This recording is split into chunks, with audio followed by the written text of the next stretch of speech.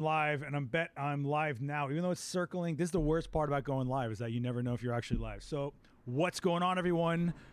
You are all right. Well, Matt already talked, so I guess let's bring you guys in. Thanks, Matt. All right, here we go, guys.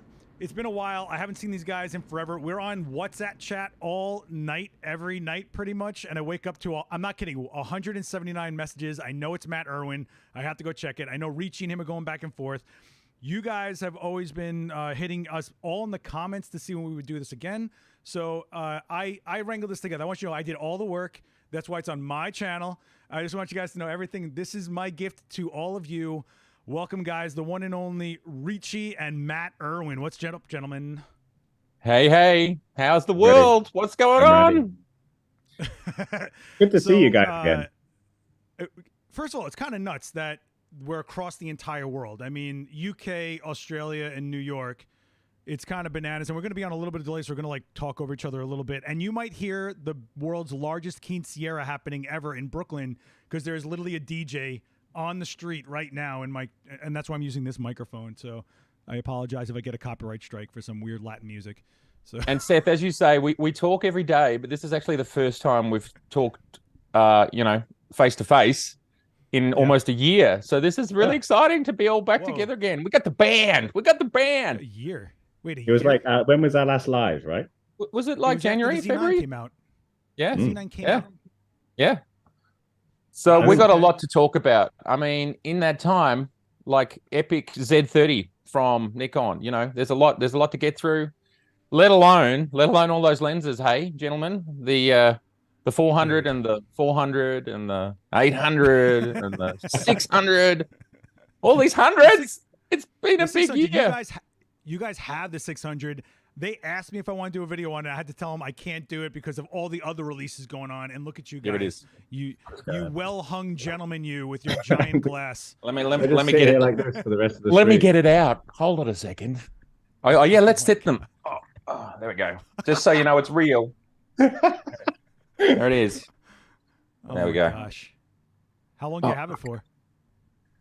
Forever. No, not forever. Another week. For another week or so, I think. Make sure you get some videos out. The 400 4.5 was a lot of fun to use at the zoo, and it was a lot of fun watching people lug around giant lenses at the zoo. And then I'm just walking by with this thing that's the size of a 7200, and I'm just slamming in there. I love that lens. The 400 4.5, I think, is astonishing because what is that? Is that a stop and a third or a stop and 2/3 difference from 2.8? And it's so compact and so light, and essentially optically it looks so close in quality to the 400 2.8. Obviously it's not going to be the same. There's a slight difference on the price tag, but honestly, if you can't afford the other the 2.8, the 4.5, amazing. Grace of Westminster's in the chat, and hello Grace. It's so weird that there's audio. My audio is really low. Really, I did that because I was worried about the audio coming through, and I yell because I'm from Brooklyn. So let me try to fix my audio. No, just yell more. That's what we're here for. It's the prize fight. Remember? Oh gosh, come on, man. That should be better. I hope. I don't know. Let me know. Turn a little bit louder. It should be a bit louder. Anyway, So there's been a lot of talk about Nikon coming out with these monster lenses and not other things, and I think people need to realize how hard it is to bring a lens to market, right? I think people don't even understand their R&D is more intensive than a camera, which is kind of nuts. Just to get the glass made every time they do an iteration during R&D takes how long does it take, Ricci? 6 weeks every time? It depends on how much glass is in the lens, but there's certain lenses that you could take months to manufacture one unit. So it just comes down to how many of them you're going to manufacture, and how many orders you get for lenses as well, and how big the lenses are, certain elements, and so on. So if you remember when Nikon launched the 500 PF, the 500 PF was something that just couldn't be in stock. I think it was only really in stock properly after a year after it launched, because there was just so many pre-orders for it, and there's only physically so many you can manufacture. So it is what it is. Yeah, the The PF stuff is super popular. The 800 I thought was bananas. Like I got to shoot that thing on the freezingest, coldest day ever with no birds in the sky. But it was, I mean, just being able to wield a 800 like nothing. It's mind blowing where we are right now, and yet people still complain. So that's my favorite part of this industry is no matter what you guys do, someone's going to complain somewhere about it's not for them. I get it. But I suppose if you were to when we obviously, let's say when we did our last live, right? Like lots of the comments were like, "Oh, Nikon needs longer lenses. Nikon doesn't have any longer lenses." Because there was a time where like our longest lens was like a 70 to 200, and so obviously like this year, I mean, we've now got an 800, a 400 2.8, a 400 4.5, a 600 f4, technically an 840 5.6. So like those longer lenses, I mean, yeah, they're incredibly good for what they are. And I think now we're starting to see people that are like, oh, but I want this lens now, or I want this lens. So yeah. There's always going to be different photographers and different people that always want different lenses. So I want a really stubby 14 or 16 millimeter 2.8, something really small I can just throw in my bag and know I always got a wide angle on me with a wide aperture. That's kind of what I'm hoping for. I know you guys are not going to throw that out too quickly, but I will say you guys have Nikon has like this crazy range, right? I mean, now you have those Tamron design lenses that Nikon kind of redid a little bit. So you have an affordable 2.8 line going through. You have the 1.8 Trinity, which is affordable and pretty small and lightweight. You're looking at me on the 35 1.8 right now. You have the 51.2 soon, based on what we're seeing out there in the roadmap. More 1.2s are coming. So like this, I think this is a really exciting time for the brand, because you got what we think is a Z8 coming. We have a Z9 that's being updated like crazy. We're probably on the verge of Gen 3 mid-range at some point. I mean, it's a very exciting time for this brand. We're no longer looking at the Z line and wondering what. It's kind of like now maturing. Does that make sense? Like instead of wondering. Yeah, I mean, who would have thought that we would have had like a 400 2.8 and a 600 f4, and then also technically 560 f4 and a 840 5.6. Like they're lenses that normally take quite a number of years, or or at least a lot of research and development to kind of make those longer like glass lenses. So yeah, I think there's definitely lenses there that now like people can, if someone was to buy like a 600 f4 or 400 2.8 now, that's a lens that lasts you 10-15 years. I mean, it's astonishing that they've turned. It's astonishing they've turned the tables on those long lenses, and they, there was a decision made somewhere. It's like, oh, we won't do one or two. We'll do sort of almost everything from a prime perspective, and we're going to do it in less than 1 year. I mean, it's an astonishing approach and outcome, and it is, in wrestling parlance, it's some sort of slapdown, isn't it? What sort of word from the top turnbuckle? Bang! Like, what a decision! It's like, no, we won't. We won't do one and a couple of other things. We'll do them all. All the primes. I mean, they could have launched like the 400 2.8 and then just not done the 600, or at least waited for the 600, but. Well, that's what I'm saying. It's like the 400 2.8 is like, to me, right bang in the middle. It gives you two lenses. It's an astonishing lens in its own right. But no, we got the 800. But no, we got the 400 4.5. But no, then we get the 600. I mean, wow. So bold, I reckon. That's the thing about the ultra zooms is you're talking about high-end pro glass that is no longer two lenses that you have to rent, two lenses rental houses have to buy, two lenses that you have to have on you, or two bodies, or changing lenses. Like, you are now not just, I get it, it's $14,000 and $17,000, I get it, but it could have been $40,000 for somebody or a rental house, and now it's and you're working faster and on the fly. It's a very smart approach, and it's really interesting that we are seeing how the Z series was thought out this whole time, when in the beginning there wasn't a lot of hope, right? Single card slot, no autofocus. Rah, rah, rah, rah. Remember those days, Ricci? I do. And those comments were awesome. But, and listen, Nikon's not the end all. We have amazing systems coming from Canon. Sony's still going out there. Fujifilm is dropping bodies like crazy. That sounds like a murder scene. But no, the XH2S, the XH2. I just shot the XT5. And even Olympus is putting out stuff. So it's kind of, OM system. But it's just, people need to step back and realize what happened in the last under 5 years, right? During a pandemic, during part shortages, during shipping problems, what Canon and Nikon have been able to put out and develop is unbelievable personally. And we used to have to wait 5 years just for a brand to put out a new camera, period. Now it's like a full system has been realized, and we're getting roadmaps, and we're getting firmware updates, which and like I said on my stream, I don't know if you guys watched my channel when I was live, but I don't think any brand owes you firmware unless it's bug fixes. They sold you the list of things they told you they were selling you. If you want to look at the brand as a loyalty thing because they gave you some extra features with firmware, that's another story. But people crying about some brands not doing firmware, like Sony doesn't do massive firmware updates, I gotta let them off the mat on that one. They told you what you were buying. Like, that's kind of what it is. And I think one of the things, like with firmware updates that people don't realize is, like, firmware updates aren't something that you can just turn around in a couple of months, if that makes sense. So like sometimes I think people think that like they'll send some feedback in, or like a couple of weeks later there'll then be a firmware update, and that firmware update will then fix the problem. And that isn't necessarily the case. Now, don't get me wrong, there are some short-term firmware updates that you can fix stuff with, but there are also some firmware updates that are planned 2 years ahead of time. Jeez. Like, yeah, I mean, if you're putting in major features, major technical achievements, and I would have thought, you know, high-res zoom, for example, looks simple, but I actually, when you think about on the fly cropping from 8K to 4K, I would have thought that's complicated unless the algorithms already exist. You know, so some of this stuff is going to be really hardcore and long-term to just think about code. And then we also forget it all needs to be error checked. It's all got to be checked. Yeah. And unlike people like Apple who do public betas, you know, Nikon doesn't do public betas. You know, there might be 10 or 20 people who get to test it, and then they've got to, you know, you've got to go through this iterative process.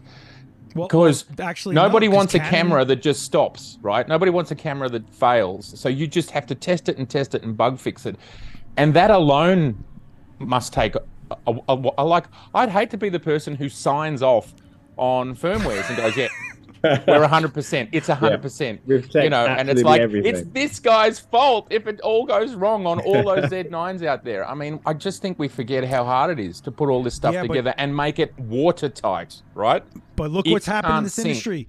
Today, Sony just pulled off the FX3 firmware because it was having problems. Today, yeah, what happened? I just read that headline twice. Canon twice had to pull down firmware. So what happens, because what people don't get is in firmware, and I know Ricci knows this, there's infinite lining up of settings all happening at one time in a camera that once there's a conflict that no one put together, it could cause an issue or with a lens. And there's lenses that have firmware, and there's all sorts of configurations that, I mean, it's almost infinite, honestly, really it is. So something can go wrong. I don't know what happened with the Sony one. I do know that they took it down and they're retooling it to put it back out. But even the server space for the firmware to exist, to be downloaded, is a massive amount of money, I'm sure, for a brand to keep up and everything like that. But the fact that we live in an age of firmware, do you think we're going to see a place where they start charging for firmware and stop producing so much hardware? Because if the hardware is what it is, but able to be upgraded constantly, which is what we're kind of seeing here, are we going to get to a place where you're kind of not having to be so strenuous on producing the camera, on retooling the production line, on shipping the units? If you say, hey, for $10 you can get firmware 4.0 on that $5,000 camera, would you think that's a thing that could happen, really? Okay, guys, I'll jump in there and say, I'll save you, Rishi. Melanie has asked, what do we think of third-party firmware updates? And I think it was Melanie. Was it Melanie? I've lost I got it on the screen. Yes, it was Melanie. Magic yeah, Lantern. What do we think of third-party update? I have never in my life applied one. I know Canon used to do them. I heard about them way back when Canon was doing things with the 5D Mark II or something, and special filming features back in the day of DSLRs. Any thoughts on that? I personally probably wouldn't play with them just because my camera is a critical tool. Problem from like a third-party firmware point of view is the sheer amount of testing, like Seth just talked about. You just don't know. You just don't know what that firmware is going to do. It might work, might not. Yep.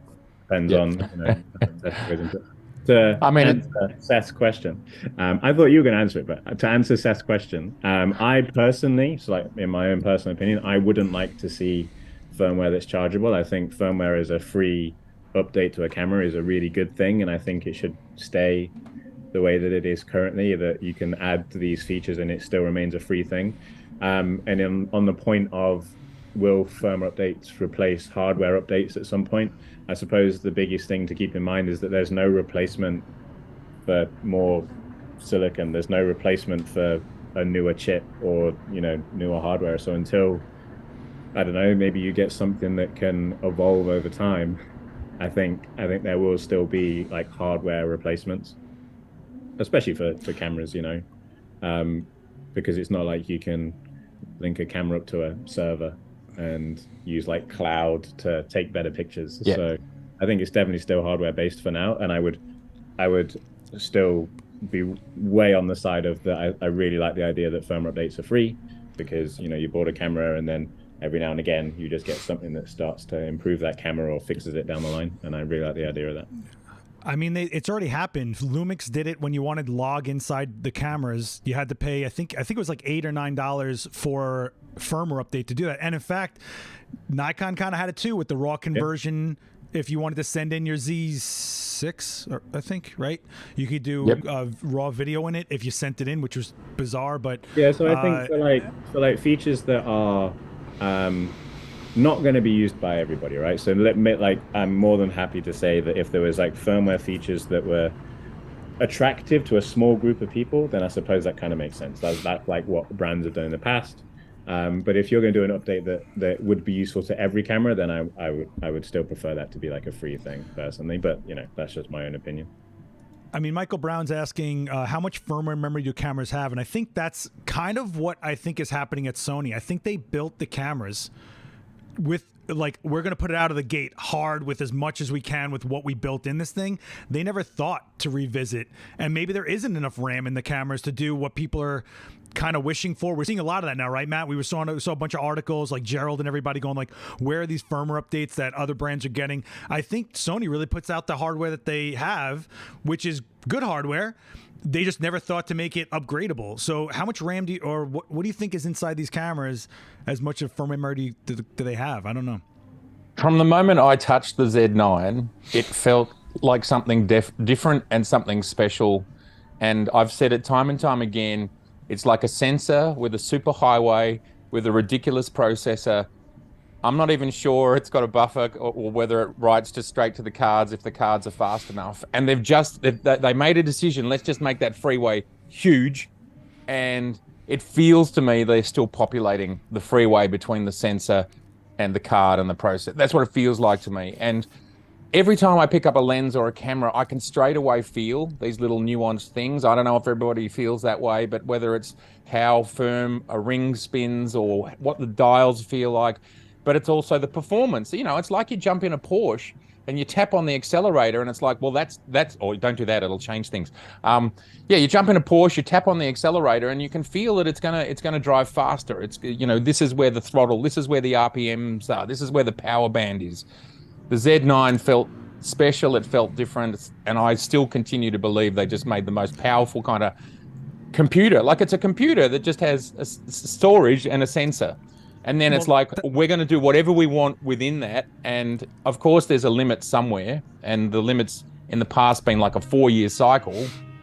So, you know, that limit is going to be, they're going to find, I feel like we're going to find that envelope. We're going to keep pushing to that envelope.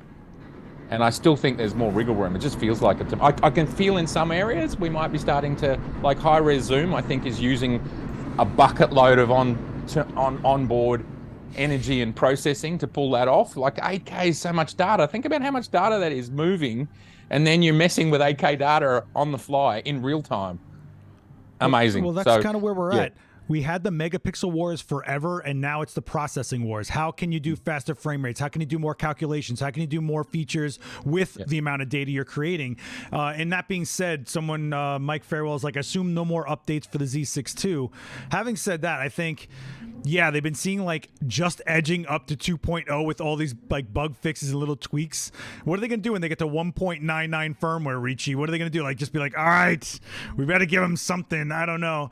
I mean, it's true though. I mean, it really is that the Gen 2 bodies kind of sound like they're lost out there when the Z9 keeps getting so much focus and Nikon's sounding like a one body brand out there in the world, you know? I mean, what do we think about this? Well, we all know that like it's safe to assume that the Z9 is not the last camera that Nikon will ever make. I think I'm going to go out on a limb and make that prediction. It's safe to assume that the XPEED 7 variants thereof, because it's recently occurred to me you can label something XPEED 7, but you might clock it differently or different cores, just like Apple do, right? So who knows? But XPEED 7s will come, and we're going to have cameras that are more in keeping with the Z9 approach to photography. And I actually think it's a paradigm shift. It's a decision made that we create a camera that's more like a computer than less like a closed system, as you were just talking about with the Sonys, where the Sonys, you release it, it's not designed to do more. It's not designed really to be major feature updated. And, you know, maybe it's just a point in time because the Z9 was the start of a new paradigm. So you're going to see the most change from a Z9. But still, I think more. I think we should all watch this space. The Z9 can't be the last camera from Nikon. Well, no, and it's kind of like what I said. Oh. It's kind of like what I said earlier as well. That like, yeah, the Z9's had obviously a lot of firmware updates, and other cameras have also had firmware updates, but they've obviously not been as big. But you don't know like how long ago those Z9 firmware updates were planned. It's not like they've just gone like, oh, 2 months ago, oh, let's make firmware version 3 and then release that like this month. Like that's not how it works. Like firmware version 3 has been in development, and they knew what was going to be in firmware version 3 for a long time. I mean, we've got evidence of this, haven't we? The fact that when the camera was development announced, I think 60 frames raw, NRAW was talked about that right at the start, and then 15 months later it came out. So that's a long lead time, you know. So there's an example that we could see, let alone the examples we can't see. Yeah, but can I just say on the Z6 II and the Z7 II thing, you know, I made a video about it basically saying the camera does do a whole lot of extra things. It's just, and if you actually look through the specs, there's a lot of extra things going on, like, and I can't remember it all right now, but, you know, the EVF runs faster and the focusing actually is faster. You've got the frame rates are like 17% faster. And I think we forget that the camera's doing all of these things at the same time. So when you pile 12% of this and 18% of that and 3% of this, it's just a game of, you know, it's just maths, right? And once you fill out that second processor with lots of little things, it's gone. And then I had another thought. We're using essentially the same battery. It's slightly larger, yet the camera lasts longer. So maybe they've had to clock the chips back a bit. Otherwise, if you had two processors running as hard as one processor, you'd flatten the battery faster, I would have thought. So, you know, there's a lot of things that have got to go on to balance power delivery, power consumption, and all the different stuff. And there is actually a lot of features in there anyway, a lot of new little features. So I don't know. Well, I don't know whether there'll be more, but I feel like, I also think this notion that Nikon's making a decision to hold back. Like, people might call me a fanboy, but I just don't understand that. Like, with the cameras that they most definitely have. I mean, look what happened to the Z6 and the Z7. Those things increased so much from launch, right? Nikon didn't hold back. So a person who owned a Z6 would go, well, maybe I don't need a Z6 II because Nikon have given me so much. So it just doesn't make sense that hasn't been how they've behaved. So why would they behave that way with just one SKU or two SKUs, you know? Well, you just have to read the whole room. You know, if you just look at yourself and your own problems, sometimes you miss out the whole room and what's going on in the whole ecosystem. My apologies if I offended anybody, but I feel like the information's there. I do. No, I feel like it's there. I'm going to stop ranting now. Okay, your turn. Okay. I think people have to look at the brands as a whole now. We're no longer looking at the infancy of the mirrorless lineups anymore. Canon and Nikon have put down a stake pretty hard. I mean, the Canon R5 has been out for like 2 years now, maybe more. We're looking at lines that are now maturing, and you have to look at the philosophy of the brand and how they went about it, and if it works for you. There is no like, this is the best. All this YouTube junk of like this versus this is complete. As a guy who has to shoot everything, you have seen me shoot a video with every single thing out there. I'm telling you, it's basically about what is making sense to you and what you get out of the camera that's for you. For me, every time I pick up the Z9, it really makes sense how everything in that camera plays off each other, and I'm so lived into this camera that I got second nature on functions. I don't even put the camera down from my face. I'm done with jobs faster. I'm doing things quicker. And then I look at other brands, and there's things happening that I'm wondering, like, where are they going with this? You know, I said on my own stream a while ago, I know I took it down, I feel like Sony is turning into a very proprietary line when they have these memory cards no one else is using that is already handicapped by speed and storage and price, frankly. You have a proprietary shoe, which is a different size, a data shoe that for any type of third party. Yeah, it's actually a physically different size, and the data in the front, which Canon did a data shoe, but they kept it a standard shoe. You can use any type of grip you want in that shoe. You can do any type of accessory in that shoe. It just happens to have data. And then you also have the E mount, which if you want the full features out of the Sony cameras, like the A1 needs G Master lens to do 30 frames a second. You want breathing compensation in the A7 IV, you need to do G Master lenses. So it just feels like if you're in Sony, you're staying there. This whole like switching through brands like crazy just doesn't seem like it's going to be the conversation going forward. It's going to be the people, like the Nikon people saying what they want, the Canon people saying what they want. No longer which system should I you kind of have to look at the philosophy of the brand at this point. You really do. Yeah. Too much? No. I sorry. I'm multitasking. I'm reading the threads. I mean, you know, again, not to be accused of being a fanboy. It's a system which feels like it's designed for the photographer to yield the most out of the photographic experience. You brought up the Z9, and I'm not aware of any asterisks. Like if you decide you want to do something, it does it. Do you know what I mean? Like 8K, yeah, it's not a crop, it's not a this, it's not a that. You can just like, you know, you want 12-bit RAW 60 and you want to do it for 45 minutes, an hour, whatever. Till the card fills up. The card is the bigger issue on that front rather than the camera. So really, there's no asterisks. Marcel is saying good thing you can use other lenses other than Sony on a Sony camera. So let's talk about that for a quick second, because right now Sony is chasing their own users to buy Sony lenses, because when they started the bodies, they asked you guys to buy the bodies and put whatever you want on them, and that's true. They totally didn't have the lens lineup, and they did a really smart thing and said, buy Sigma, buy this, do whatever, put it on our camera bodies. Now they're basically saying if you want the full features out of the cameras, you need Sony G Master. But this is also true of all brands, because they know what's coming in the camera bodies, and the firmware and the lenses go with the firmware and protocol in the bodies going forward. You're not left in the dust here. So while you can use other lenses on Sony, they are actually telling you you don't get full features or full performance of the specs in those cameras without their lenses, which could be true of other brands as well. But I'm just saying a lot of like the glass in the other systems came out along with the bodies.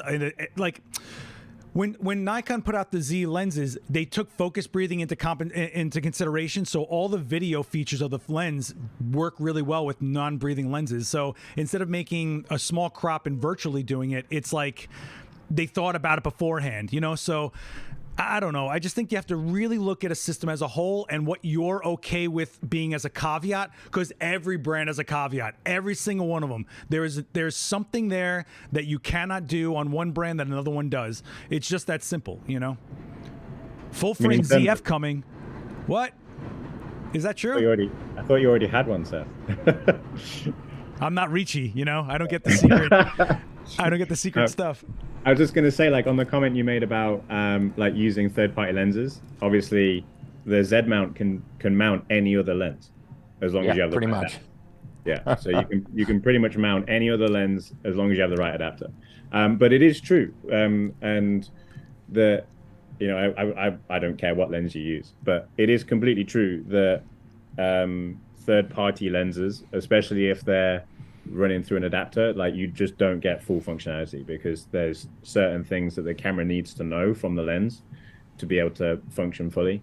One of the real big examples is what's going on with image stabilization or VR, whatever you want to call it. Like a lot of Nikon Z lenses have this tripod mode that they don't really talk about, and they know when on a tripod, and you don't have to turn the VR off. But then if you're using a third-party lens, or even if you're using like an F-mount lens, the VR won't turn off until you tell it to physically turn off. So there are, every now and again, there's like little features here and there that you will get as long as it's a supported lens. But if it's not like an officially supported lens, then you will just start to lose out on features. Yeah, and I just think that if you're gonna, also it's very easy to get caught up in a marketing of any brand where they put a headlining feature out, and you really have to look at, does it really do that in all situations? I mean, there's a lot, like for example, you could say the Nikon Z9 does 30 frames a second. You can't say it does RAW 30 frames a second. You can't say that right now. So there's an asterisk right there. You know, it's really what you're okay with leaving on the table, but it's also what do you find value in, because I found the price of the Z9 was like bananas compared to what was out there, and I thought we got a lot out of it. I also shoot the GFX, so I'm not just a one. This is actually going on set with me tomorrow to shoot commercial makeup. I got to be up stupid early for that. So that's going to be a lot of fun. But there's caveats to that camera. I love my GFX, but it's 5 frames a second. And yeah, it's not Z9 autofocus, but its image quality is just unreal to me. Actually, I kind of want to ask this question. Someone put in here, jumping off of what I said, what do you guys think the philosophy of Nikon is, in our opinion? Because I think that's a really important question, especially for Ricci. And Matt, I think you can totally, from like a perspective of someone that's now working with grabbing the newer lenses and talking to them, what do you guys think the philosophy of Nikon is right now? Matt, do you want to go first? Oh gosh, you're making that hard. Yeah, I'll have a crack. Do you mean like the technological philosophy, or the like how they want to support photographers? Just narrow that beam, because there's a few different ways you can fly in.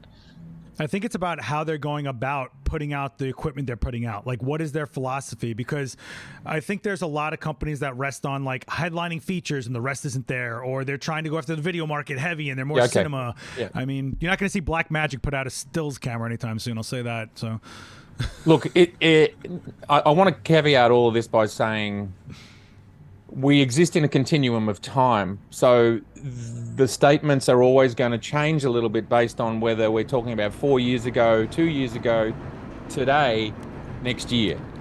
But I've always felt like Nikon, in the constraints of finance, which we are all constrained by. So let's just be realistic for 1 second. Every single person watching this stream is constrained by finance. And that means we've got to pay our mortgage. We've got to have money, all right? So you can't just do what you want all the time.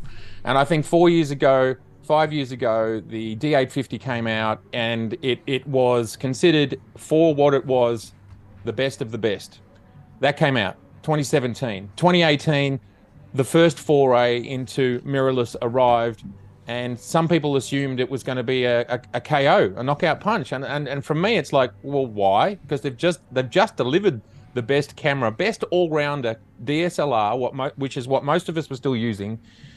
And that camera is going to have a 4-year lifespan, right? So, and this is going somewhere, by the way.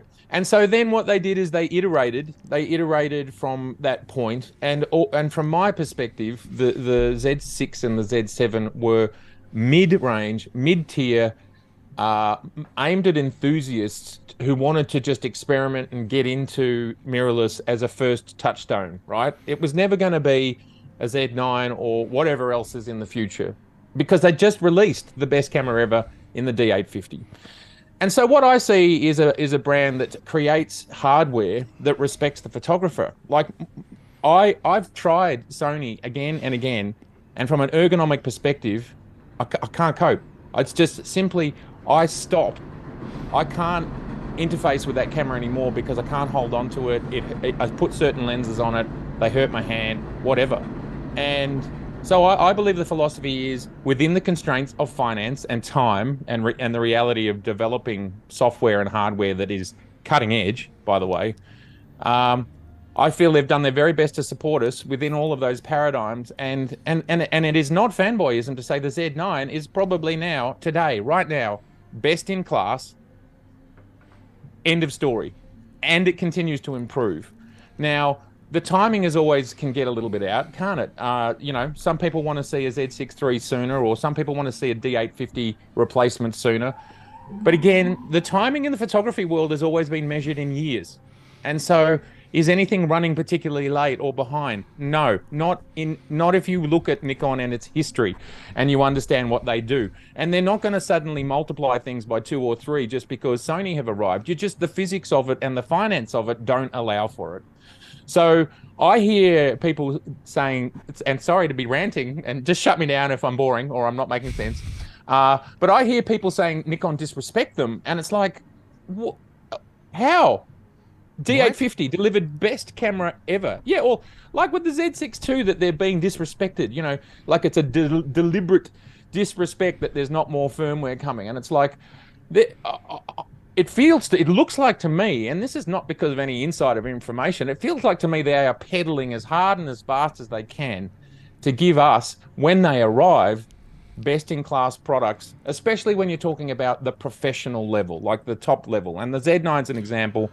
These new prime long lenses are examples. The 50mm I mean, all of the 1.8 primes, the 50mm 1.2. You know, this stuff is all best in class. And then you'll hear people moan about size and weight and all that. And I'm like, do you want the best of the best? And you're a photographer, so I'm not. You know, do you want the best of the best or not? So I believe they are actually, from my perspective, the company most focused on photographers, end user, and a high-end outcome without caveats. So sorry it took me a while to sail in there, but I wanted to kind of. So there you go. I just want to respond to the whole.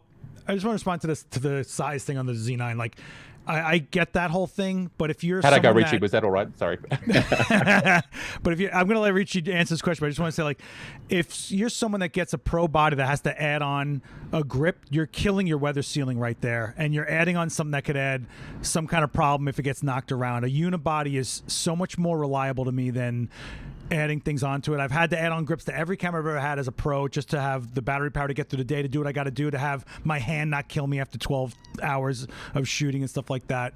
There was someone else that I just wanted to say, someone said the Z9 seems to be the one to beat right now. I wonder how much money Nikon is losing with each body sold. Being affiliated with a retailer, I'm going to let you know they're not losing a dime on any one of those cameras. I'm just going to say that as nicely as I can. So Ricci, you go for it. Yeah, so like it's kind of similar to what Matt said, but I do know that one of the things that Nikon takes really seriously is that they want to be seen as an optical quality, from an optical quality point of view, the best and the best, because that's like their heritage, right? And that was the whole idea about why they went to Z mount, and it was the whole idea of why they made the Z mount the way that they did, so that they can make literally the best lenses that you can buy from anywhere. And in some cases, that might mean that it's unapologetically so good.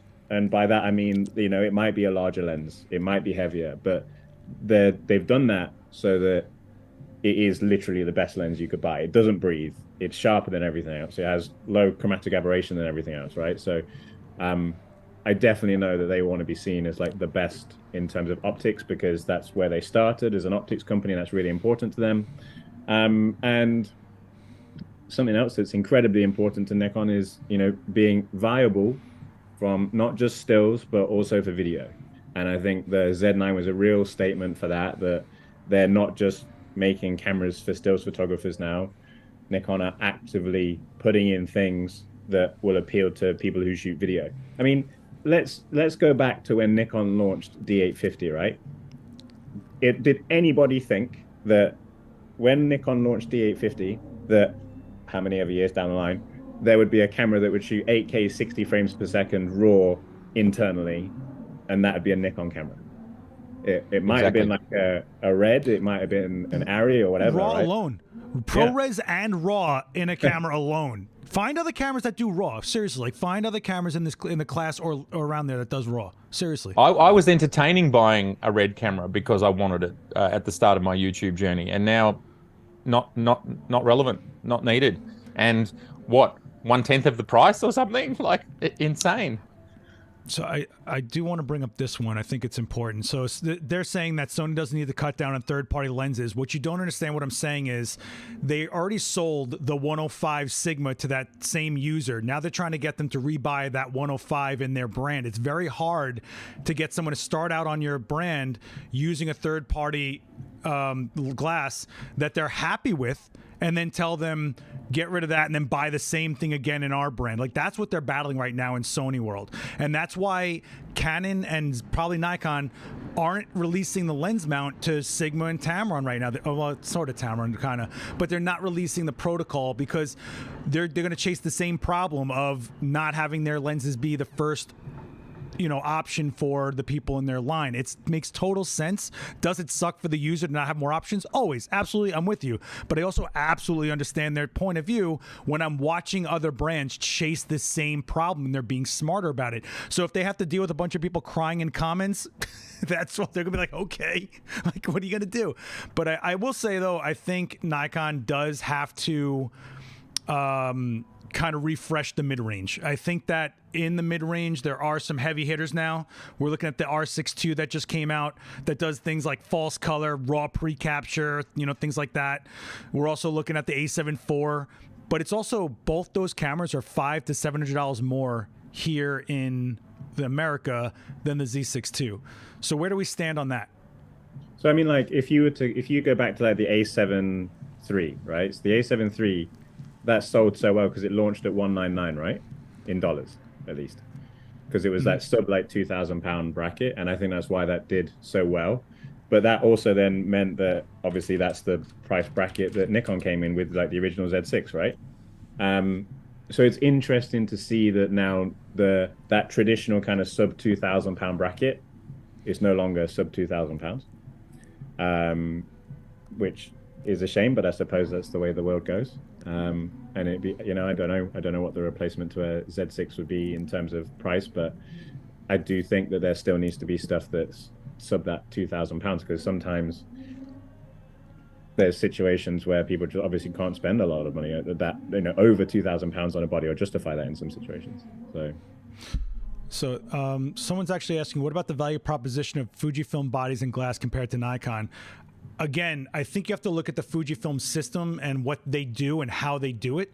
I mean, to me, and I think Ricci would agree, the sensor actually kind of looks different when you look at the image. There's a different feel to the way the image is. It's an X-trans sensor usually, which is a different pixel array.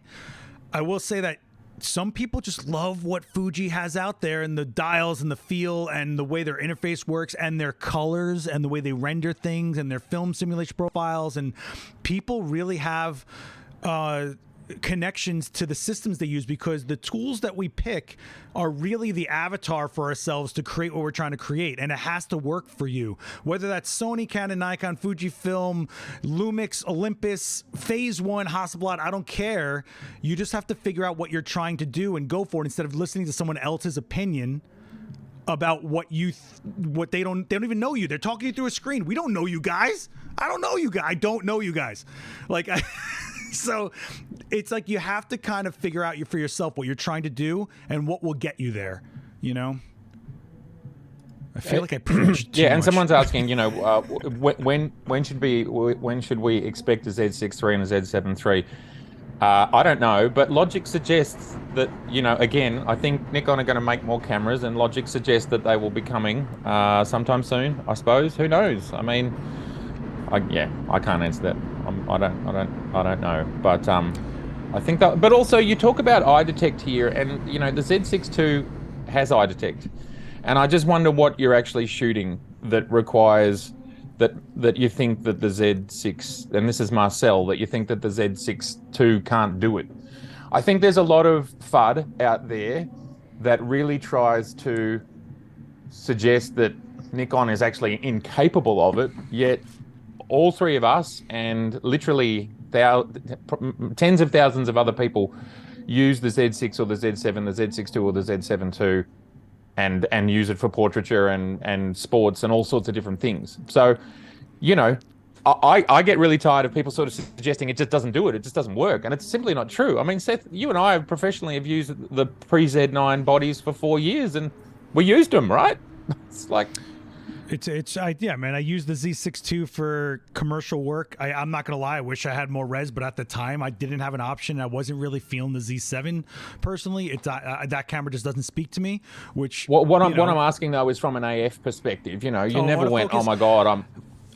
Well, I never. It's this myth into... that a Nikon can't even focus on anything, and it's like, what are you talking about? It's like, but I never took it to like shooting fast-moving sports, and I could tell you what my experience is with that. But I can tell you, I have never in my life of the Z6 or Z6 II had it be ridiculous. I mean, I'm using it in a studio. I'm shooting models in the street. I'm shooting models all the time. I've never been like, why is this thing just not doing what I like? I've never said that. I wouldn't keep on using it. You're looking at me on a Z6 I. I mean, I have no problem really. Are there other systems out there that perform better? Sure, but they're also different class cameras also. And this whole idea of the R3 versus the A1 and Z9 is the dumbest thing ever. They're completely different cameras for different people and and the whole idea of a better autofocus, in my opinion, having shot all three cameras, I had the A1 here for a year. None one is better than the other. They all work differently. They have different processes. They have different interfaces. I'm sorry, but that's really what it is to me. I actually really enjoy the R3. I think it's a great camera. I just happen to have a Z9. And twice the megapixels. Just saying. Just saying. But, just saying. Oh, and 8K. That doesn't overheat. Yeah, but you know what though? I gotta say though, if you want to tell me if Nikon has like a hardcore press camera that in low light situations, and you want to have what you were having in a D5 or a D6 with low resolution, cleaner high ISOs and stuff like that, there's kind of a hole in the system. There's nothing like an A9. There's nothing like a 1DX Mark III. There's nothing in the Z line as of yet that I would consider that hardcore press camera, because the Z9 is amazing and the image quality is amazing, but it's 46 megapixels. It's still the same idea of what happens when you push ISO. Is it the worst? No, it's not at all. I mean, I use at the zoo at bazillion ISO and I'm fine with it, but I know why the R3 is really loved by sports guys and press photographers right now. It's half the res, which means it's got a cleaner look to it at higher ISOs. Sorry. Yeah, I mean, I think there are still people that do want a lower megapixel camera, and I think there are, well, as we know, there are people who want a higher megapixel camera, right? And I think it just comes down to what camera is going to be right for you. It's like you said, right? No one camera is better than the other, and we all have our own opinions about what we think is better. But if there's a particular reason why you need a lower megapixel count, or if there's a particular reason why you need a higher megapixel count, then no one else can tell you otherwise, because that's what you shoot. Like, one of the things that I've been seeing recently is that a lot of people just tend to copy what they think is the right thing, or they tend to copy what they've heard from somebody else, when actually, like, their photography might benefit from using a slightly different camera, or their photography might benefit from a slightly different setting or a lower megapixel count, right? And it's kind of like when people copy settings from other people's cameras. Oh, so dumb.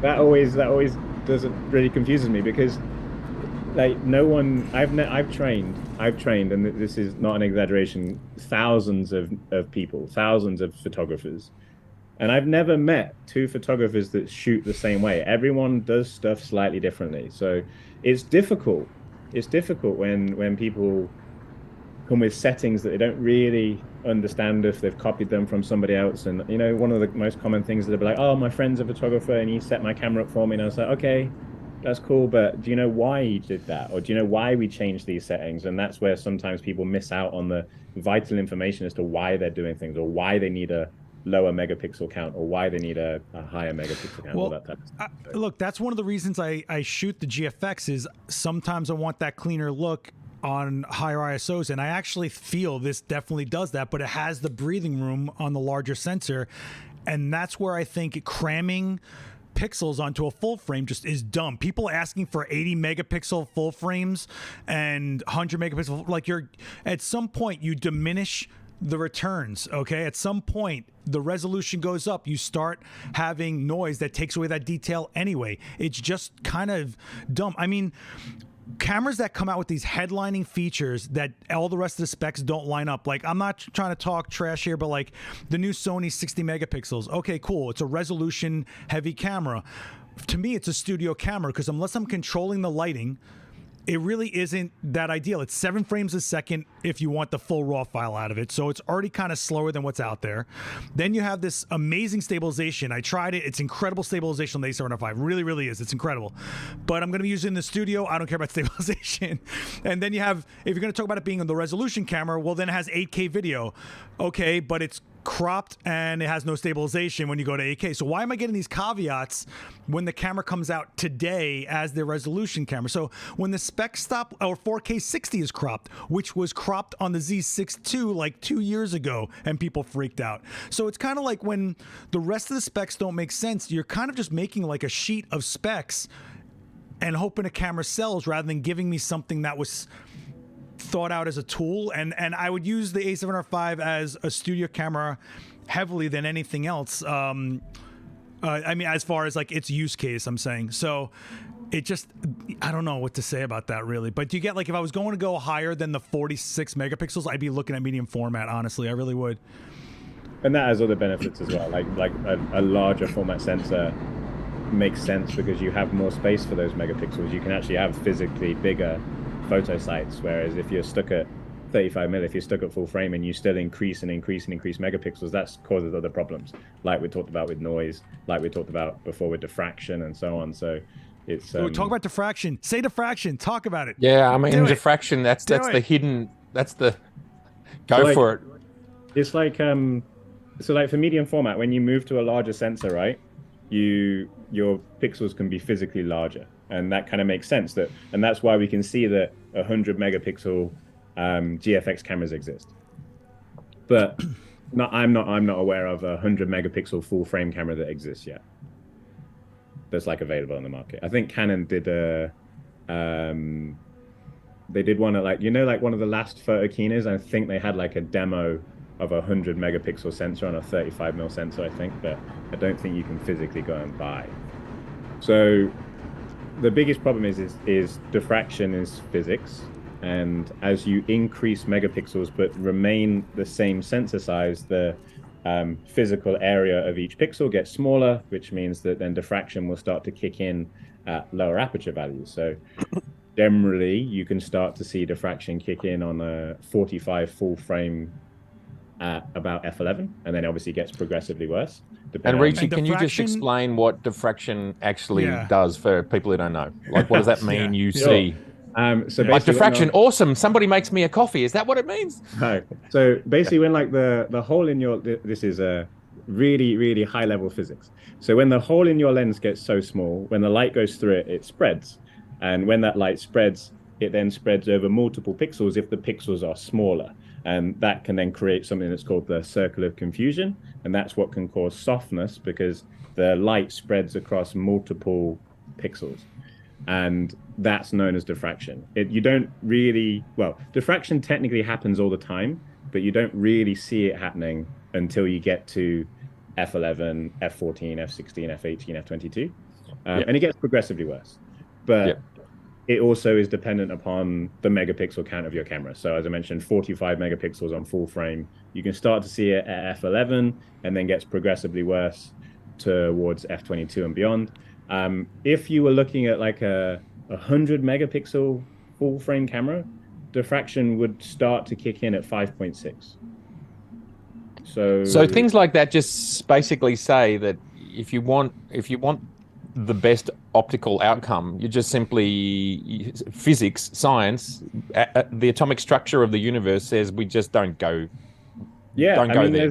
There's other things you could get around it by stacking, because if you need, so obviously the reason that someone would shoot beyond 5.6 is they need the depth of field, right? Lots of landscape photographers or architect photographers would need to shoot a f8 or f11 to give themselves a depth of field. So there's a couple of ways around that. You could use a tilt shift lens, perspective control lenses, for example. That's why they exist. You could also get around that with stacking, but not everybody wants to stack. I don't personally want to do stacked landscape photography. I personally don't want to shoot everything on a tilt shift lens. I enjoy using perspective control lenses. I love the F-mount 19mm PCE lens. That's fantastically sharp, but so exotic, that lens. I don't want to use it. So expensive. I want it, but it's $4,000. Like, I just don't want to use it all the time. On a Z9 and a Z7 II, I love the fact that I can get pretty much ultimate image quality at f8 and f11 if I really need it. And I can obviously do that with something like a 14 to 24 or 14 to 30. It does concern me. How am I going to be able to shoot f8, f11 on a 100 megapixel camera unless something radical can Yeah, new combat? technology that we I don't, don't, right, but we don't know about yet. I think for where we are right now, I think we're kind of at this really nice spot where, especially for landscape and architecture photographers, f8 and f11 covers most things. But as soon as that megapixel count becomes higher, you're going to start to need to be aware of the limits of what that camera can shoot at higher apertures. Now, for obviously the people like Seth that shoot portraiture and just spend, a lot of the time at 1.2, 1.8, f2, f2.8, f4, doesn't really matter. Because I should close down, player. Come on now. You don't see shallow depth of field in my stuff. Come on, man. I'm just going off the lights in the back. Don't even start.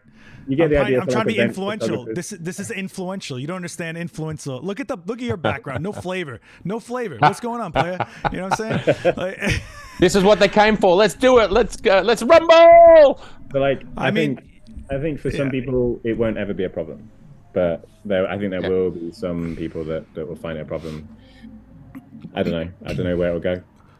I mean, we saw Sony do 61 megapixels again. So 3.5 years later, they went, we're not going any further. And I think if Sony are not pushing that, then it's a big message for the industry. For me, that's what I get out of that they don't want to go higher for a whole raft of reasons, and diffraction might be one of them. Yeah, I mean, you have to realize they need buffers. They have to be able to do the frames per second. What do you do? Less frames per second? 7 frames per second is brushing on GFX speeds. I mean, it's just kind of like, at what point do you... It's just like how we're having the same idea of APS-C brushing against full frame. Well, now it's full frame brushing against medium format, or vice versa, rather. You know what I mean? And it's not just that. It's like when you're shooting a session, how many hard drives do you need? There's also storing your data after you've shot it. Do you need the resolution? What are you shooting for? Is it just going to social? Do you really need that for what you're doing? So you have to kind of look at your clientele, what you're doing. Is it for you? Where it's ending up? The type of work you're looking for? Are you going to be doing heavy editing? Yes, more resolution. Joe McNally is calling me right now. Say hi. Say hi for us. He's in Transylvania right now. Hold on. Transylvania. Hey, Joe. Joe, you're on speaker and I'm live. I'm just letting you know. So if you got to cut out. Oh, all right. You're live right now? Yeah. You want me to call back later? No. It's fine. I'm just I can't get internet where I am. I'm in Transylvania. Oh my God.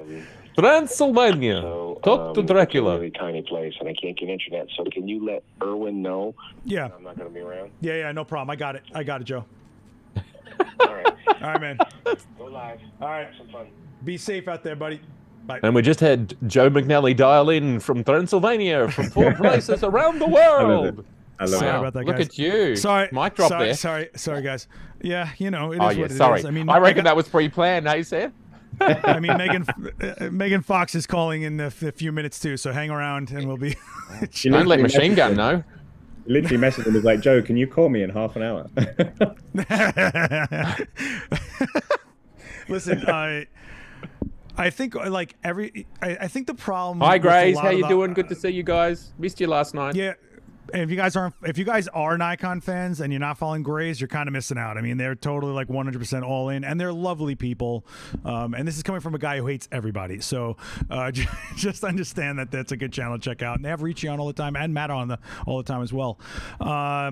Look, I think that the resolution thing is kind of like people chase it and they think they need it, or they think they want it, or it's kind of like, but then the rest of the specs that have to supplement for it, even the stabilization. for higher res has to be there, because you're talking about showing up a lot of shake on a camera. I remember when the D850 came out, it was all that resolution, and people were like, why does this not look that sharp? Because you're shaking, you mook. Like, you have to realize how much more it shows up. And people say, oh, but more resolution means sharper and stuff, but it's like only in certain situations at certain settings. It's not this end all. Like, it's such a misinformation, misconstrued message that goes on out there, because people just latch on to the things they want to hear when they're said, and they go, see, look, hey, I told you, all the resolution is great. Look at me. I mean, the cameras are battling against so many things, aren't they? Once you're battling against movement, you're battling against lens resolution, of which how many older lenses can even resolve at 61 megapixels and actually give you all of it effectively. I do think it does feel like that we're getting to a sort of absolute point with the current technology around resolution. And I think Con said it earlier, somewhere between 45 and 60. Hi, Con. Good to see you there. But yeah, that seems to be where the technology's up to, right? I mean, from the D850 onwards, 5 years ago, we're sitting in a similar spot.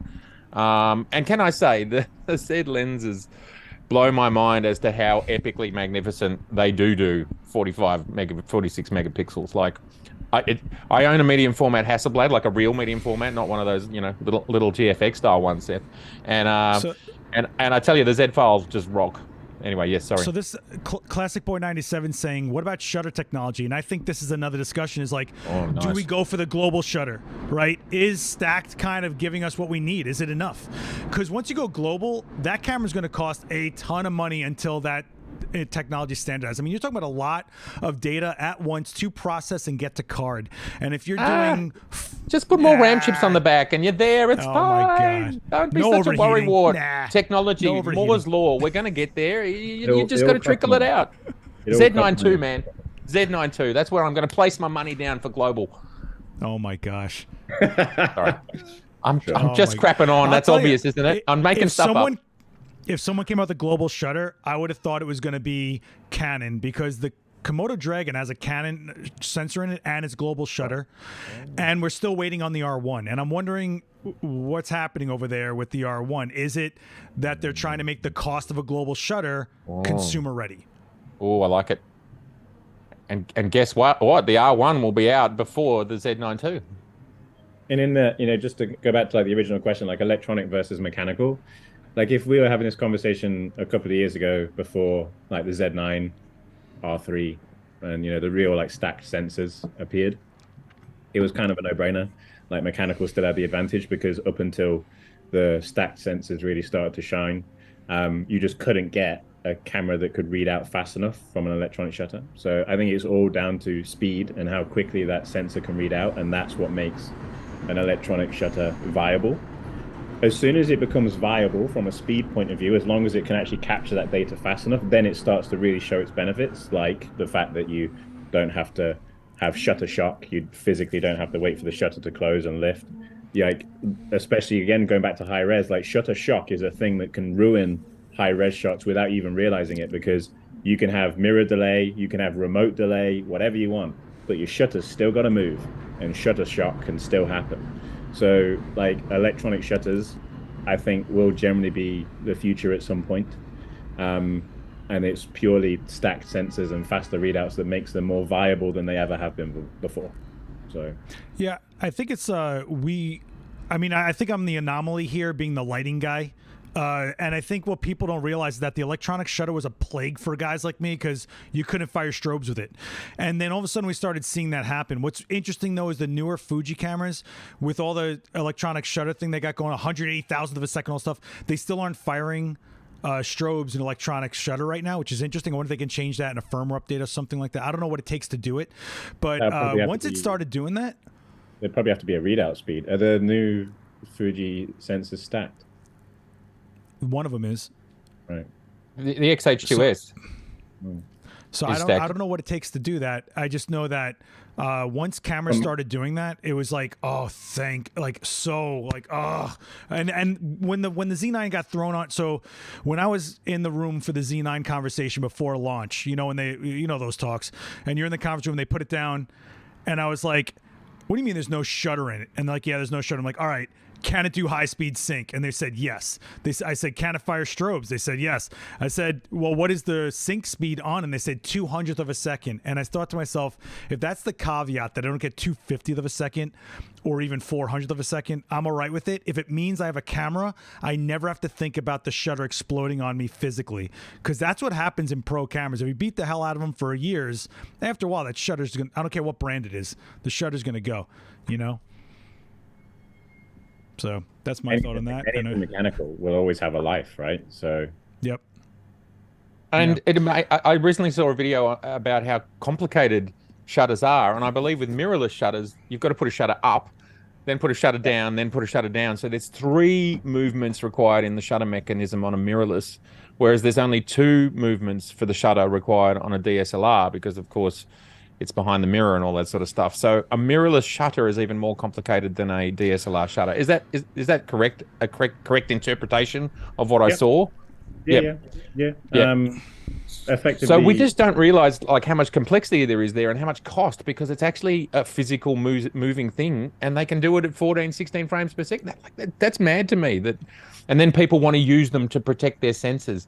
No, don't use that shutter to protect your sensor. It's so delicate. That was nuts to me, and Leica was doing it for years. Leica did it for years, and no one said anything. Like, it's Leica. We're not allowed to say anything. We've got to be quiet in the Leica room. Quiet, everybody in the Leica room. Oh, stop. I do want to talk about this really quick. Someone's saying that I think it's interesting from a lighting perspective. I appreciate the 400th of a second mechanical, and they on the A1. So having had the A1 for a year and being a lighting guy, it didn't matter at all to me.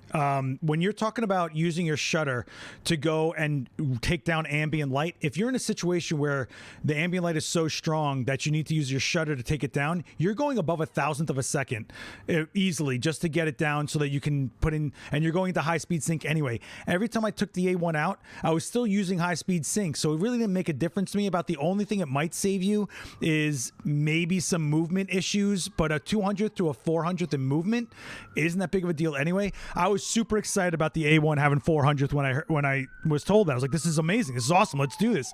And then the more I used it for a year, I just was like, I guess I'm not using it. You know what I do use though is the leaf shutter on my X100V. Sorry if you hear the cops outside. The leaf shutter here, I'm still using 2,000th of a second, and I'm just seeing a little dimness happening to the strobe a little bit, but it's still a super fast sync that I don't have to worry about. And that leaf shutter, leaf shutter, kids. If you haven't, I'm telling you, you know. But it'd be so expensive in like a full-on camera system. Would be so expensive. Yeah, well, medium format lenses are so expensive. They really are. Yeah, well, yeah, I know. Yeah, shutter technology is super fascinating, and it's funny how the conversation shifted, right? In the beginning of DSLRs, all you heard about was megapixel. Do you remember that? Like, all people cared about, not dynamic range, not like the image quality, just all mattered about megapixel because it was marketable. And now that we have these conversations, we're able to get around the hype thing, I guess, you know? Yeah. Let me see. And can we stop talking about autofocus world, please? You're that's such a pain point for you. Okay, I'm tired of it. Tired because photography is way more than fast moving birds. Like there's a lot of different types of photography. It's the fun feature. It's the horsepower, right? It's the thing that people can really put their finger on. So let me ask you this. What happens if Lumix gets rid of contrast-based autofocus? What happens if Lumix enters the race with full frame with phase detect autofocus? Do you think it's going to affect any of the other brands? Do you think it's going to shift the market a little bit? What do you guys think? Don't speak up now. I've got to be honest. I don't think about Panasonic when it comes to photography. Panasonic, as I grew up, was a maker of VCRs and VHS handycams that you threw on your shoulder, and the brand. I just never, like, whenever I'm on camera and I say, all the brands, and I list all the brands, Panasonic never pops out. So it's no disrespect. No, it's no disrespect to them. I know nothing about them. I am answering your question by way of saying, in my zeitgeist, in my view, in my point of view, I don't even think about it. That's it. I don't know how good or bad they are. I actually have no idea. If they do it, like, where's that going to be? Is it going to be a Gen 1 and like then they improve on it in other generations? Or is it going to be that it launches and straight out of the box, their first version is as good as a Sony A1, a Canon R3, you know? So here's I'm gonna let you guys in. All right, listen, I'm gonna tell you guys. Look, the one thing that I think Lumix is being slept on is that if they go to phase detect, it's always hybrid autofocus.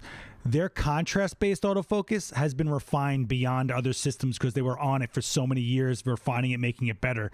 If they have a good phase detect leading to a contrast with the hybrid that all these cameras work off of, they could actually have probably one of the better autofocus systems out there. What might be interesting is what do they do for subject detection, you know? But as a camera, they're laid out very efficiently. They've thought out video incredibly well. I mean, you're talking about shutter angle and tools that video guys love in those cameras. Their build quality is excellent. They've been on CF Express Type B for a while now with the I keep calling it the L series because the L mount. And that's the other thing. They have the L mount. So it's Sigma lenses and their lenses. They have a system that has third-party support. I mean, they could take away some share from some of the big three. I think they, and I mean, which one would they take it from? But Panasonic is so massive of a company that they have the ability. I think the people took them off the table right away just from autofocus. If that's no longer a talking point, I think we're going to see a very interesting 2023, to be honest. I really do. Yeah, I mean, for me, I'm making no statement about their relative quality. You know, I think I first started to understand Panasonic in like the GH3 when I saw Kai running around with GH3s or GH4s. Yeah.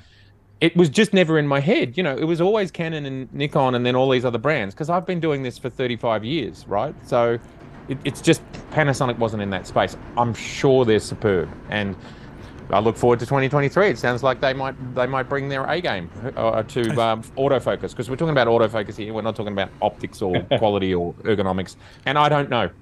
I don't know about any of it. Panasonic, I think Lumix has a color quality that people either love or aren't into. Some people find it muddy. Some people find it rich. I find that it's very rich and muddy. To... How the hell do you get those two ends of the spectrum? You have to realize I'm in New York hearing these nerds all day yell at each other on Adorama's sales floor, and I'm like, okay. Sure. But it's muddy! Lumix colors reminds me a lot of Kodak Gold. Like Kodak original reminds me of that color tone for me, earthy and something like that. But I don't know. I just think it's going to be, and also you have to realize we have more people gearing up than ever before. The pandemic alone, everyone had to learn how to live stream. Everyone had to set up their cameras and doing this. We're seeing, I mean, look at the vlog cameras are going to be nuts. I mean, if Canon puts out an RF mount vlog camera, ooh, man, that's going to be one Z30, ZV-E10, and whatever Canon's RF mount vlog camera. That's going to be one hell of a market, man. Yeah.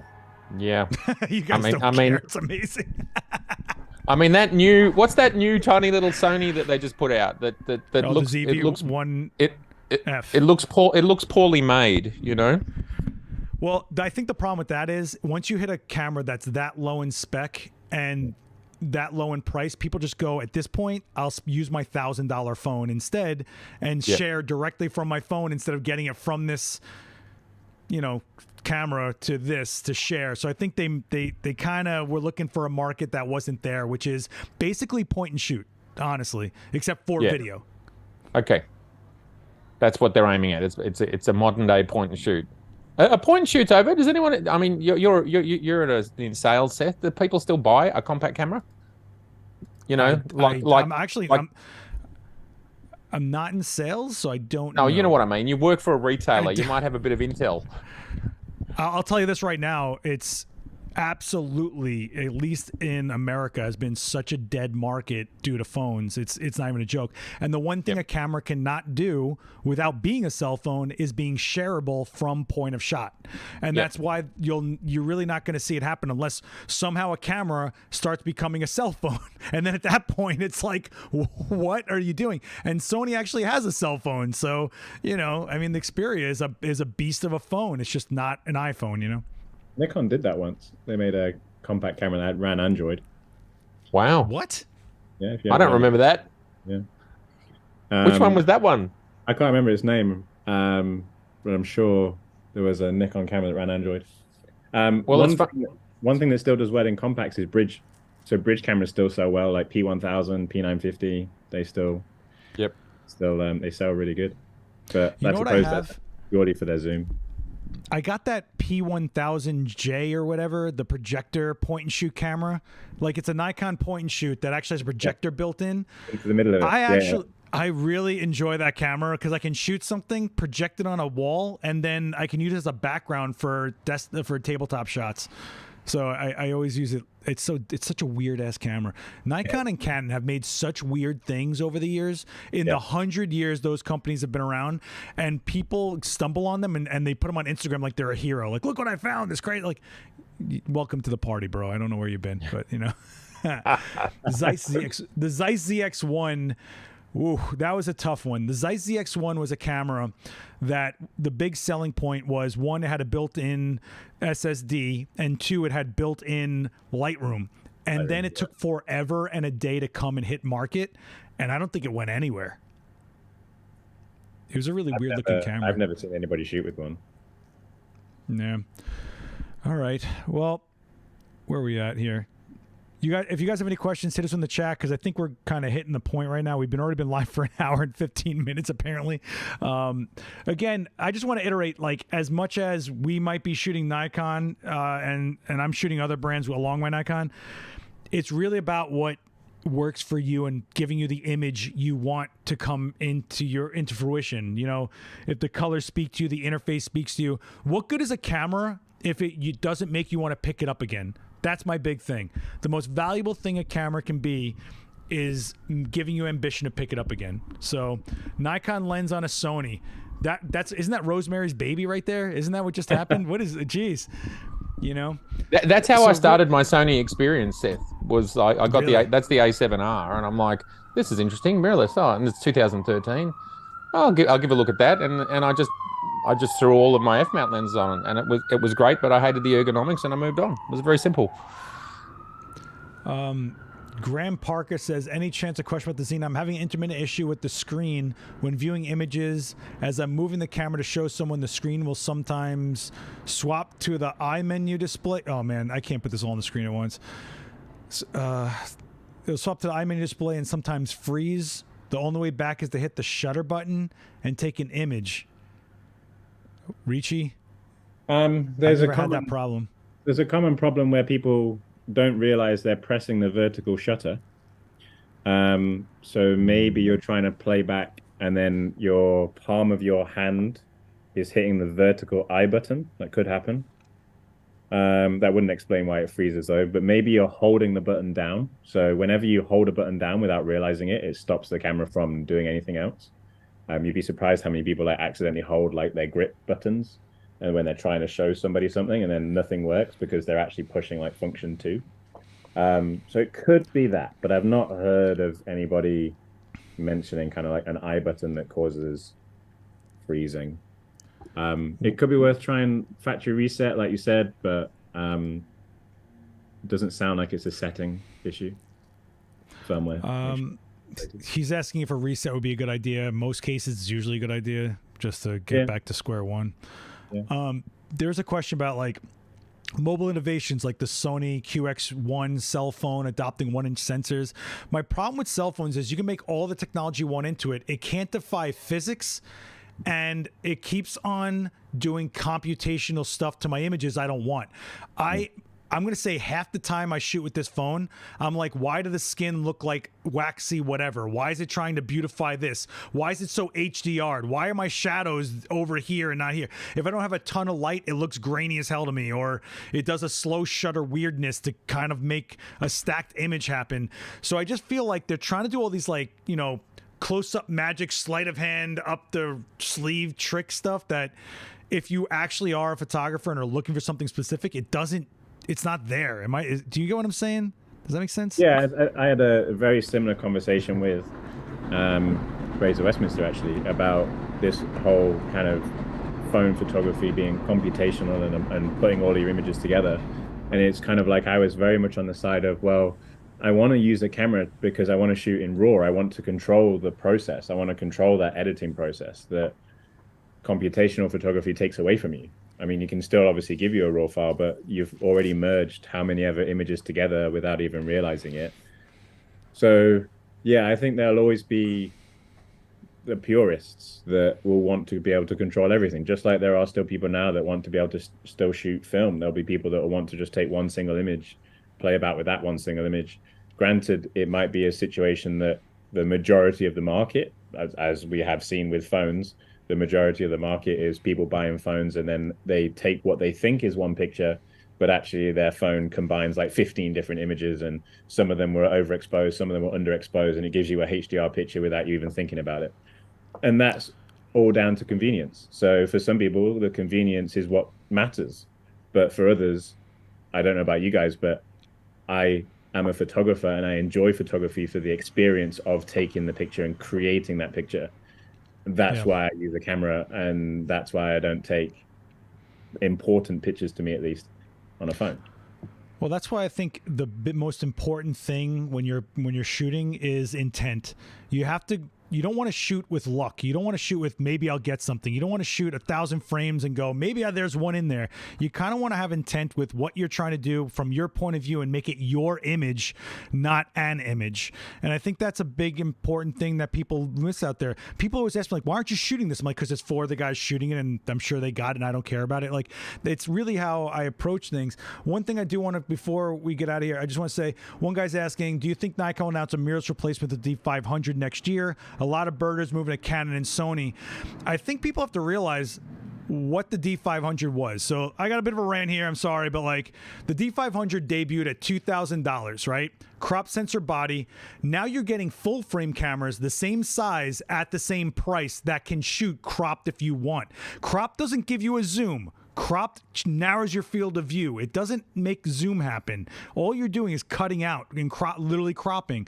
So I think when people step back and realize maybe a Z6 III could be what they're looking for out of a D500 mirrorless, just happens to be full frame, there might be a different discussion that goes on. The only way I could see a D500 mirrorless being a thing is if the price is significantly lower than what a full frame would be, because you're getting the speed, the size, the price of what APS-C was in DSLR. Am I wrong? Yeah, I mean, I suppose, like you said, when D500 launched, it was a completely different market. I mean, it didn't really have any competition. Its closest competition was the Canon 7D, right? So there wasn't anything else that would focus as fast and shoot as fast at the same price when the D500 launched. And obviously, there might have been a time where there wasn't even a D500, because there was never a D400, famously. So it's one of those things where I'm sure that Nikon could have continued quite happily without even making the D500 in the first place, but they obviously decided to do that. And quite famously as well, a D850 contains a D500. So if you crop a D850, it's around about the same megapixel count. Obviously, frames per second are different. Some people think the focusing system's slightly different. But, you know, I think at the end of the day, there'll always be people that will want what's right for them, just like we have the discussion earlier about medium format. So if someone wants to shoot medium format, there'll also equally be somebody that wants to shoot APS-C. And I suppose that's always going to be something that's going to be the case. So if there's a camera that's right for them in terms of the right spec, focus speed, frames per second, and so on, then I'm all for it. Especially with like the lenses that we have now, especially if you're in a situation where you could put, let's say, 400 4.5 on something like that would be a great setup, right? 200 to 600 on the roadmap. No, I can't tell you when it's coming, but 200 to 600. Like if you needed like super reach, then that on like a crop body would be great. But I also agree with what you said, Seth, that again, because megapixels are increasing all the time, if you have higher megapixel counts when you crop, you also then have higher megapixel counts at the end of it. So there's always flexibility. And I would probably say that like the photographers that I speak to most of them have gone full frame now because full frame is around the same price. But I do think there are still some people that do like the idea of crop bodies. Personally, I would prefer a full frame camera because I then at least get choice. So yeah, I mean, to me, the Z9 already addresses that, but obviously it's too expensive and too big. So if whatever camera comes next is obviously a cheaper, something similar to, you know, whether it's a Z7 III, Z6, you know, whatever, whichever one it is, you can always crop that DX out of the middle, and you know, speed is clearly something that is going to be trickling down to everything that comes next. So I feel like it's going to be largely addressed, and as we've all said, the price of full frame is just getting cheaper, so there'll almost be no point to making a dedicated camera. I think what we'll see now is obviously what used to be the case is that sensor size was the clear price differentiator, right? Yeah. That's what used to be the case. And what I think will happen now is that sensor size won't necessarily be the price differentiator, especially now that you can get medium format cameras that are relatively close to the price of Z9, right? So cheaper. Yeah, exactly. So sensor size isn't necessarily the price differentiator now. What I think it will be is sensor technology, whether it's stacked or not. So I think you'll be in a situation where you can choose what size you want, and you could get APS-C, full frame, medium format, all at whatever price. And then you could go, okay, maybe I could spend a little bit more and get full frame that's stacked, or maybe I could spend a little bit more and get APS-C that's stacked. And I think the technology will be the differentiator rather than the physical size. That's interesting. Yeah. See, I can see a Z500 be a stacked crop sensor. Then it makes sense to me that you're saving the money of not having full frame, but you're spending the same for a smaller sensor with the stacked. Yeah. That makes sense to me if that's what the Z500 would be. If this myth, first of all, it's a myth. We're just saying for fun. That makes total sense to me.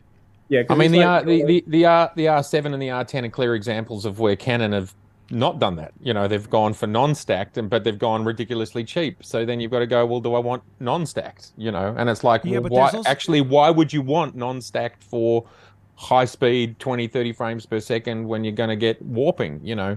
So that to me is a bit of a sleight of hand, to be honest, from my personal perspective, whereas this camera here, which is the Fuji X-H2S, that is stacked and that is fast, etc. So I think there's also a discussion of the lower cost cameras going forward, which we've already seen happen, are going to be non-BSI, non-backside illuminated sensors like the Z5.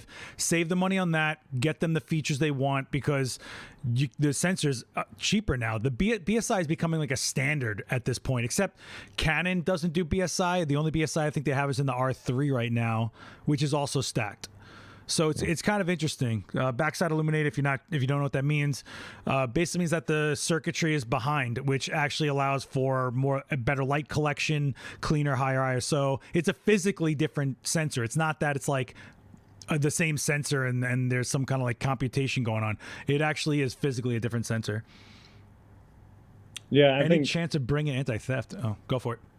I was just gonna say, like, just to kind of hammer home the technology changes that we're seeing right in front of us, like we talked about earlier with autofocus and things like that, that's what's going to be the price differentiator. It's just going to be technology rather than sensor size.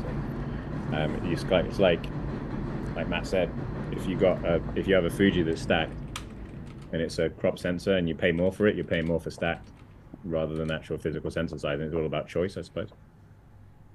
Was the D850 BSI was, right? Yeah, it was the first one, wasn't it? First Nikon BSI, the D850, I think. The D850 was, yeah. So and the whole sell there was, you know, we got an extra stop of ISO performance and maybe some dynamic range and a few other bits and pieces. Yeah, it's just like I'm reading Christian in the chat here, and he's saying Sony's been doing BSI since the A7R2, and so have the other brands just in a DSLR. And the A7R2 had a really horrible EVF, a small Tic Tac battery that died in 5 seconds. It overheated in certain situations. So again, trade-offs, right? One card slot? Wasn't it one card slot? Oh my God, one card slot! No, but if you wanted mirrorless, which I understand wanting mirrorless at that time, there were the trade-offs, right? Like everything is a trade-off. And for me, the technology wasn't there, which is why I didn't go into mirrorless until I absolutely needed video capability. And by that time, I had a lot of options from the Gen 3 Sonys, which were a lot better in my opinion, of course, with that new battery, the ZF battery, FZ100 battery, and the Nikon Z6, and there was also the Canon R at the time, but I didn't go for the Canon because it wasn't stabilized. And I was waiting for stabilization at that time because I'm like, yeah, mirrorless stabilization, yeah. So that was one of the things. But like John I said, there's asking always a trade-off. John Burrows is asking any old lenses we like to use on our Z bodies. I like using my old F-mount tilt shift lenses. I've got the 24 and the 85. I've got to make a video about that sometime soon. I've got a half-made video from 3 years ago. The world just keeps moving too fast. Yeah. I can't think of any others. Oh, I've got a Mamiya. I actually got a Mamiya adapter. Can you believe that? So Mamiya RB67 lens can adapt to the Z mount. I mean, it's probably not that special, but it's pretty weird putting this enormous lens on whatever Z mount you want to put it on, like a Z30. I actually put a ZFC on the 600mm last night just to see how funny it would look. It looked pretty funny, Ricci. Yeah. What's that? What you got there? The Zoom 8 to 15 millimeter fisheye is one of the funnest lenses ever, and I totally keep the adapter on it. Like, what's the f-stops on that? How many people don't know that lens exists? I didn't know it existed. Well, what's cool about it is the lens actually goes from like circular to non-circular as you zoom it. So that's why I get like, for you have to realize I came from BMX and skateboard shooting, right? Like this lens totally was like on the fly, going from the fisheye look that dominates the look to like a punched in but still wide look. This thing, guys, you haven't lived. I'm telling you, this lens, the 8 to 15, I think it's a 3.5. Yeah, 3.5/4.5 variable aperture. And sorry, you said it goes from round to like a standard 15 as you zoom. Yeah, I wonder if it still has like a bit of. Come on, take the risk, do it. Put it on. Let's see how mental it is. Because the way I have this rigged, I can't get another lens on it right now. So the F to Z, I know. Version 1, damn it. Oh well, I still don't have a version 2 F to Z. One day. It made no sense to me anymore. They gave me the lens I wanted, the 24 to 120 f4. I was like, done. I don't care. What a lens that is! I tell you, everybody needs that lens. That's all I cared about. So good. Sorry, we talked over the top of you, Ricci. Go. No, fine. There was one person that said earlier that they would like to be able to shoot HE star or high efficiency on a RAW at higher frame rates. I would also love that option, and I think Seth would also love that option as well. So. Yeah, that's one of the things that I really love Nikon to do, is to do a bit more with high efficiency, because they put all this money into making a new format, high efficiency RAW and high efficiency star, and I feel like they can do a bit more with that for what they're already doing, right? So and also here, Ricci, here. there was something I was going to mention earlier, and I forgot to mention it. But when you were talking about higher megapixels and higher file sizes, but higher megapixels doesn't always necessarily mean a higher file size if your manufacturers really put the work in. So if you take a look at the 850, Z7, and then Z9, if you were to take a lossless compressed shot on all of those cameras and compare the file sizes, the Z9 is significantly smaller, even though it's still the same file, the same detail. So like on average, like a Z7 would give you something like a 60 to 70 meg file, whereas a Z9 will give you a 50 meg file, even though it's the same thing. So even progressively, as things improve, you can get smaller and smaller file sizes without actually sacrificing any quality, because that's still lossless compressed across the board. So Canon has had this forever. If you didn't realize, Canon's files on RAW were the same megabytes as the number of pixels. So if it was a 24 megapixel camera, it was a 24 megabyte file in RAW. It was like they were always doing this kind of compression that they never talked about. They never really marketed it. And I would love to see the HE Star get exploited to hell. My question is, does the compression of the shot from the sensor actually cause a bogging in the camera to do the compression so that it can actually do the calculation to make the faster frame rate? Is that what we're kind of dealing with now? I reckon, because I don't know, so I can speculate all I want.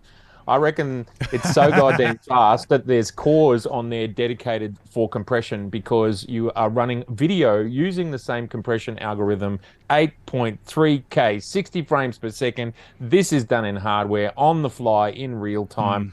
I reckon there's more wriggle room there. Can't wait. There you go. My prediction. Yeah, that's what I think. Yeah, that's fair. That's fair. Okay. Cores, man, cores. Look, if Apple can do it, anyone can do it. And they how many cores do they have in an M2 chip? There's like 32 or 60, whatever it is, that you can do it. You can have a party, and the damn thing's about this big, and you can have a party on there. It's crazy. More cores generally means more heat. Sure. And if you got it in something like a computer that has fans, it's a different story to a weather sealed body, right? So there's always going to be a trade-off between all the power and all the speed, and then something that is actually usable for a long period of time before it just cuts out, right? So absolutely. Yeah. My M1 laptop, it's about that thick, so it's doing all right. It's doing all right. All right, and it lasts a long time. I tell you, ARM processors, they rock in those laptops. I feel like I'm aiming for a fight with this guy at this point. So Christian, you're saying I'm saying BSI sensors, non-BSI sensors are what's going to be in cameras that are going to keep the cost down basically for lower level. He's saying, I don't know, the S5 is BSI, the A7 III was BSI. We were talking about full frame under $1,000 with that argument. I don't see that happening. Z5 is $1,000, $1,100 now. And that's non-BSI full frame. With 2 card slots, focus stacking in there, time lapse, 4K video in there, it's $1,100. You're brushing against it, and when stacked becomes more of a common sensor, then BSI sensors become the standard, and then non-BSI is what saves us money. We're also going to see CF Express Type B become a standard, and SD memory go into consumer cameras to save money there instead of having that type of memory. It all goes down one notch as we go forward. You can look at the history of this industry and see that. And if I sound like I'm being irritated, it's because I am, because I'm trying to. It's like you're coming at me with this snub attitude about things. Look at where the industry has come from, and it's all the same thing, just different titles and labels of the spec and marketing, really. I mean, it really is. When non-BSI gets to a point where it's like $900, you're going to see people with full frames, and APS-C is going to be like, unless it's stacked, it's going to be like, I don't know, I mean, that's the R7 and the R10. It's not stacked, it's not BSI, and they're very cheap. How cheap is the R10? I mean, is it? R10 is about, it's under $900. And let me tell you something. I did the live stream with Canon when they released those cameras, and I was like, oh, this is cool. You got 2 pretty cost-effective. The R7 has a lot of cool video features in it. The R10, the chat room was like a riot scene of hate. They were going like, how are you going to try to sell me this for double the price of a Rebel? The Rebel's still the best entry level. I'm like, listen, homie, your Rebel isn't doing nearly the video functionality of this. Your Rebel is not showing you real-time exposure. Your Rebel isn't built like this. Your Rebel isn't doing RF lenses. Like your Rebel isn't doing the amount of focus points. Your Rebel isn't doing the subject detection this thing's doing. Like the fact, like people are just so quick to look at face value of what's being offered by a brand before they take a second to breathe and go, there had to have been a reason for years of R&D to get to this point. You know what I mean? Like I'm smarter than that whole fleet of people that put it out there, you know? Yeah.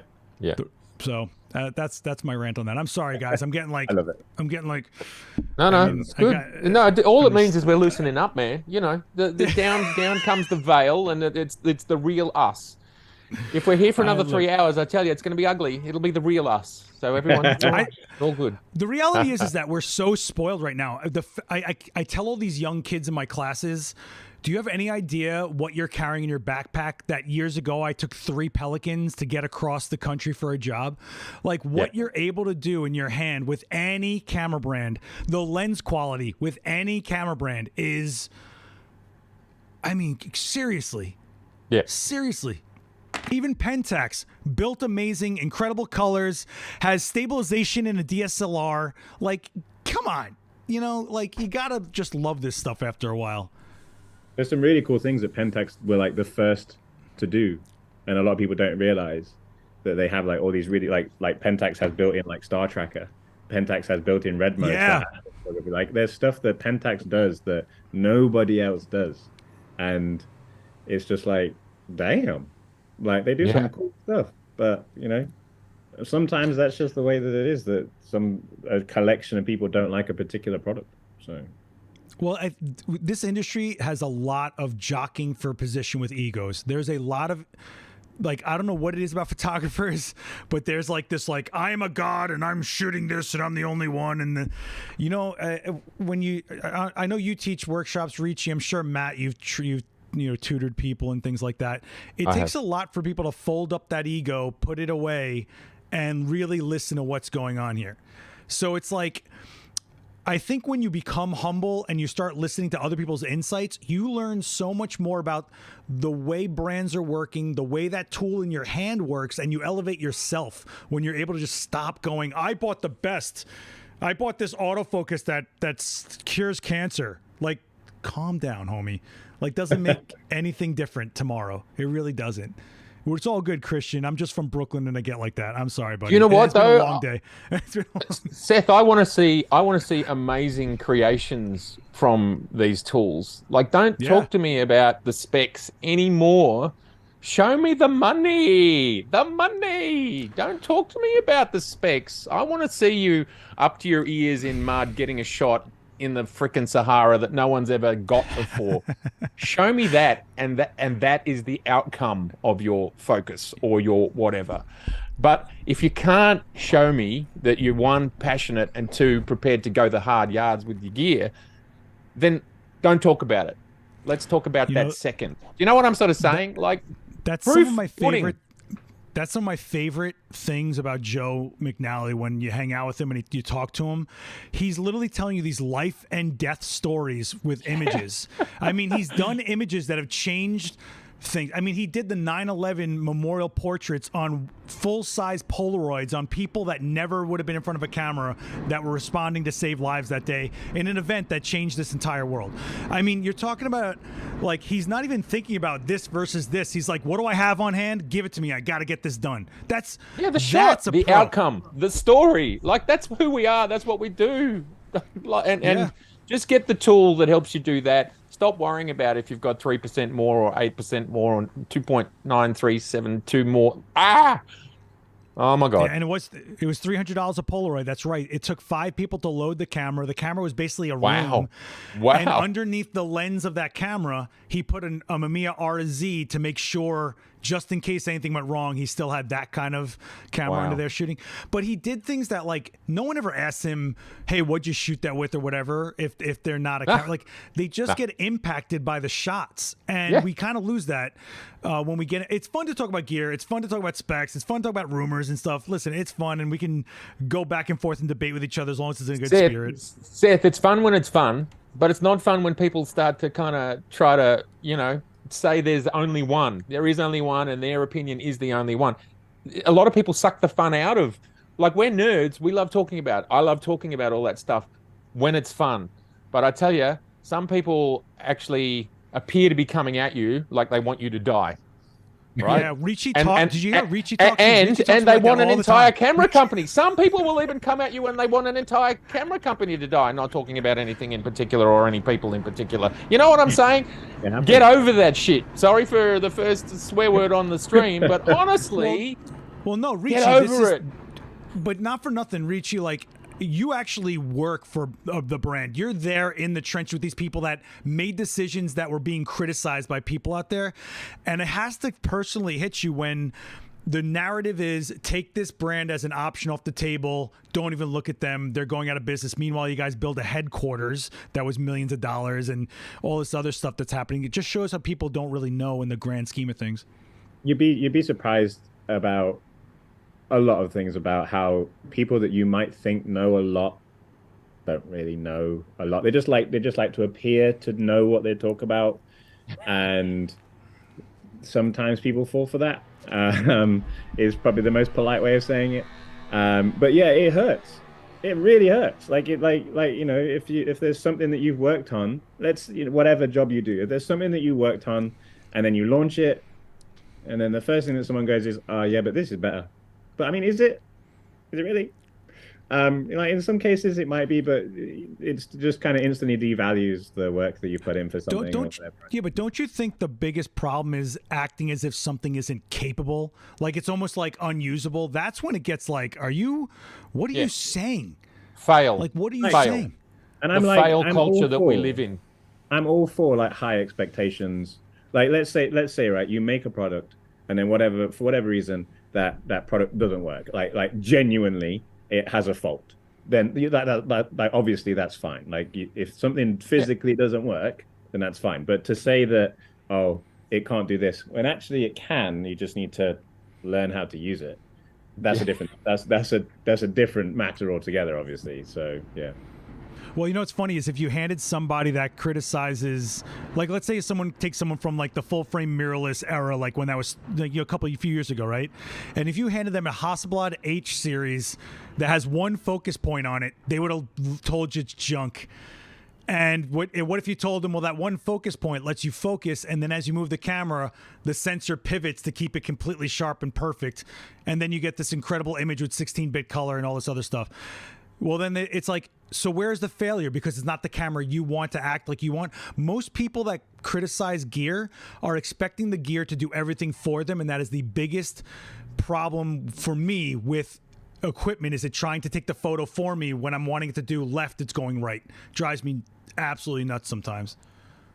There is somebody asking, have you ever been asked to be a brand ambassador? And if so, what was your response? I mean, Ricci, you sold your soul to Nikon, but you came from another brand.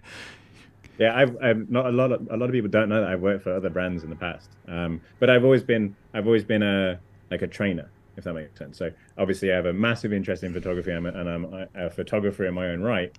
But then I also thoroughly enjoy and just happen to be pretty good, if I say so myself, at training people how to, be better at the kit that they're using, or to be better at photography. And I work with ambassadors, and I know that some people see it as like a real like life goal. Like some people really want to be ambassadors, and really the best people,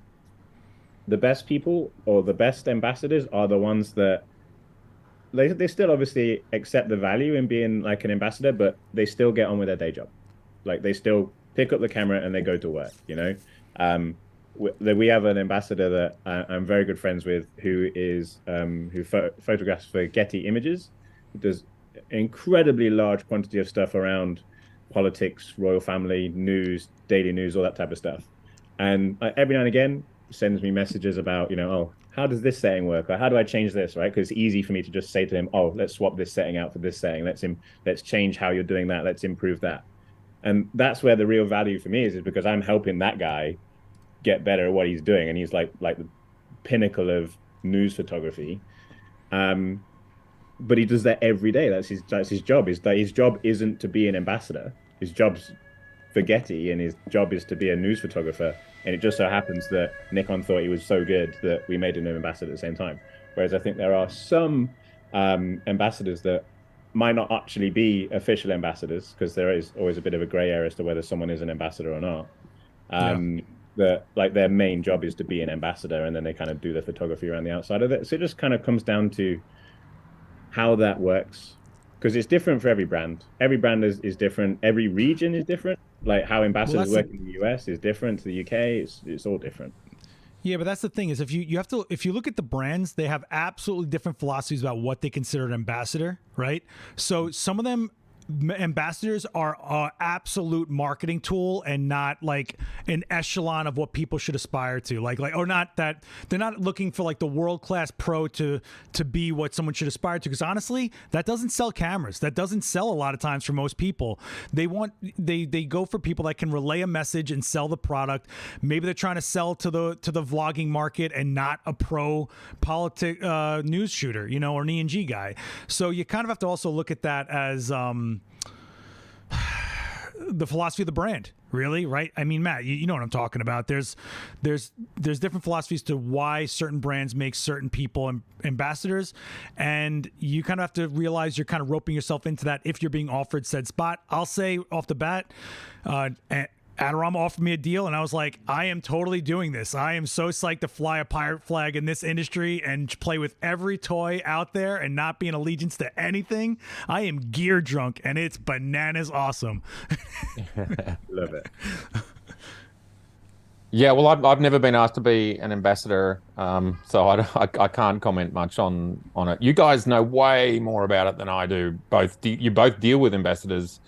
And you both deal with it from different sides of the, you know, Ricci, you're dealing with ambassadors from the inside, and I suppose, Seth, you're just dealing with them as they come in the door and work with you. People like Joe McNally and so on. So you guys know way more about that whole culture and industry. Yeah. Yeah, I mean, you have to be, if you do go for an ambassadorship, you have to be willing to go, I am playing by someone else's rules to some extent. I mean, it's that simple. I remember when Joe McNally was looking at Profoto put out the speed lights, the A1, and he really wanted to use them, but Nikon also made speed lights. So there's a conflict right there. And then after a while, Nikon kind of was like, go ahead, use the Profoto. Because now you guys work really well with them. I got to tell you, with the Z9, I had firmware for my Profoto lights before I got the Z9, and it worked perfectly. Every other brand of lighting that I was using, there was some issue. High-speed sync didn't work. This brand didn't fire. There was something, but Profoto was ready like before day one. It was nuts. Yeah, that's Are you guys going to make speed lights? That was a relationship that's been in the works for a long time. So Nikon were keen to make sure that everything worked as soon as it could. So what's going on with Nikon speed lights, though? Are you guys still in the game with lights? Or you just leaving it to Profoto and Nissan? I don't know. I mean, it's a tough question to answer. I honestly don't know the answer to that question. So, in my own personal opinion, I think there is still space for Nikon speed lights. I'd like to see a Nikon speed light, a new Nikon speed light. But in the same time, it's like, well, do I need anything more than what I currently get for my SB5000? Not really. And if I do need anything more from an SB5000, then like you say, why can't I just go to Profoto? If Profoto is fully supported as a Nikon, associate, then why can't I just use Profoto? Christian, I am 100% in agreement with you on this one. There's definitely people that are ambassadors of brands, and I'm not saying people that are being sponsored for the video. I'm saying people that are actually being on a roster of people that are marketing, going best camera for under $1,000. But these people, I can tell you, don't even know what the other brands offer because they're so in that brand that they're basically hoping someone outside of our world, our community, finds that video and they make that extra sale for that brand. And listen, they're doing what they wanted to do. Like Ricci said, some people aspire for that, not just for a professional level, but for being a marketer. Some people are really marketers more than pros, and hey, do what you're going to do. But I think it's up to us to filter for ourselves, and guys like Matt Irwin and Ricci and all these other channels help us negotiate that by giving us factual stuff, insights from experiences. I like to think my channel does that. My channel is mainly lighting. I don't even do camera nerd stuff. I'm like, yeah, let's do some cool stuff with speed lights. I don't really, I feel like my channel's so not appealing to people that just want to hear about cameras. It's so, I don't know. Mate, but you just got to be you. You got to be you. And that, should we go into the therapy session now? You just got to be you, man. It's going to be okay. So for me, lighting was always the most important. I didn't care what someone handed me. If the lighting was garbage, what am I doing here, right? So for me, the lighting has always been so important, to a point where I invest almost, I'm going to say 75% of my investment in my gear is lighting and modifiers. I mean, you're talking about, I own 15 Profoto lights right now. I have 18 Speedotrons. Like, I mean, I got a problem, Ricci. I need help. And Matt, I'm going to go to Australia to dry out. I'm going to go. Yeah, man. We'll do a camper van tour around Australia. That'll dry you out. It takes so long. It's such a big country. It's as big as the USA. But yeah. All right. There Guys, was a we're question approaching- earlier.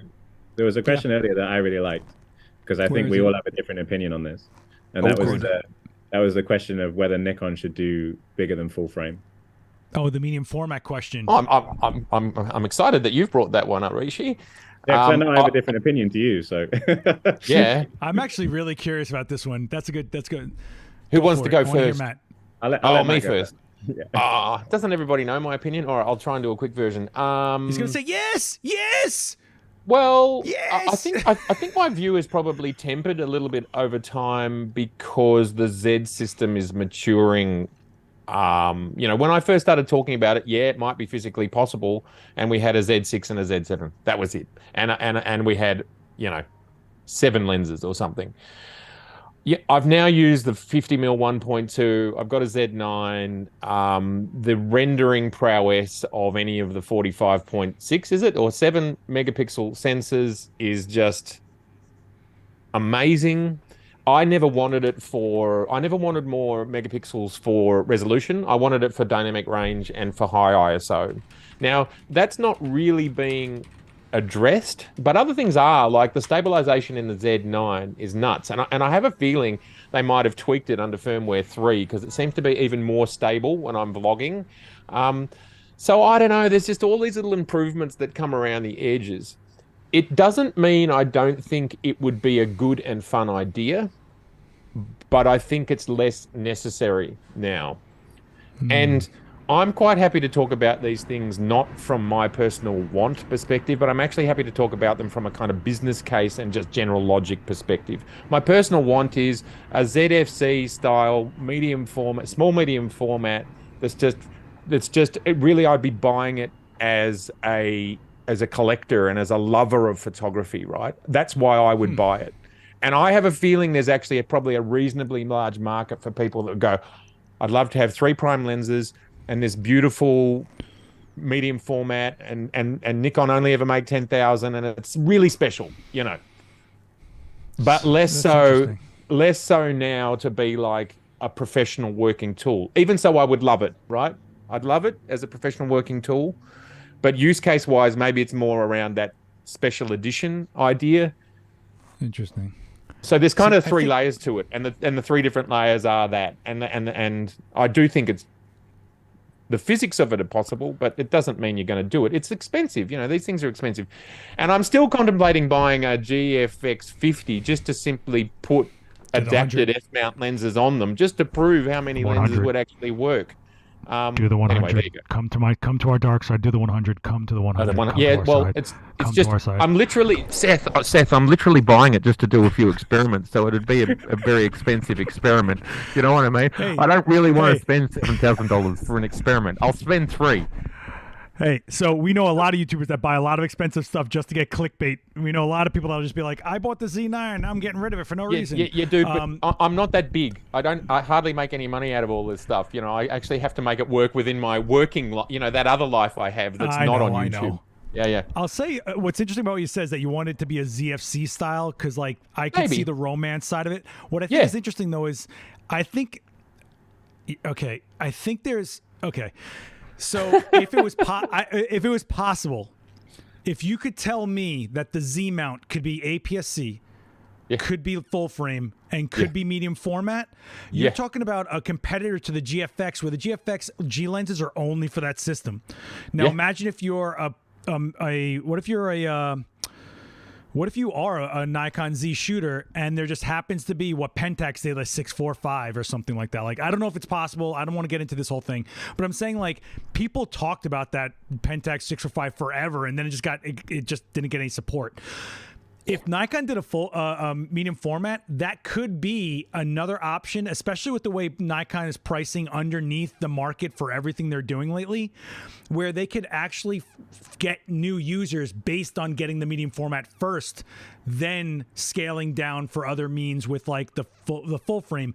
If the Z mount can do it, if it needs a new mount, I'm out. No, no new mount. What I want, it's got to be the mount.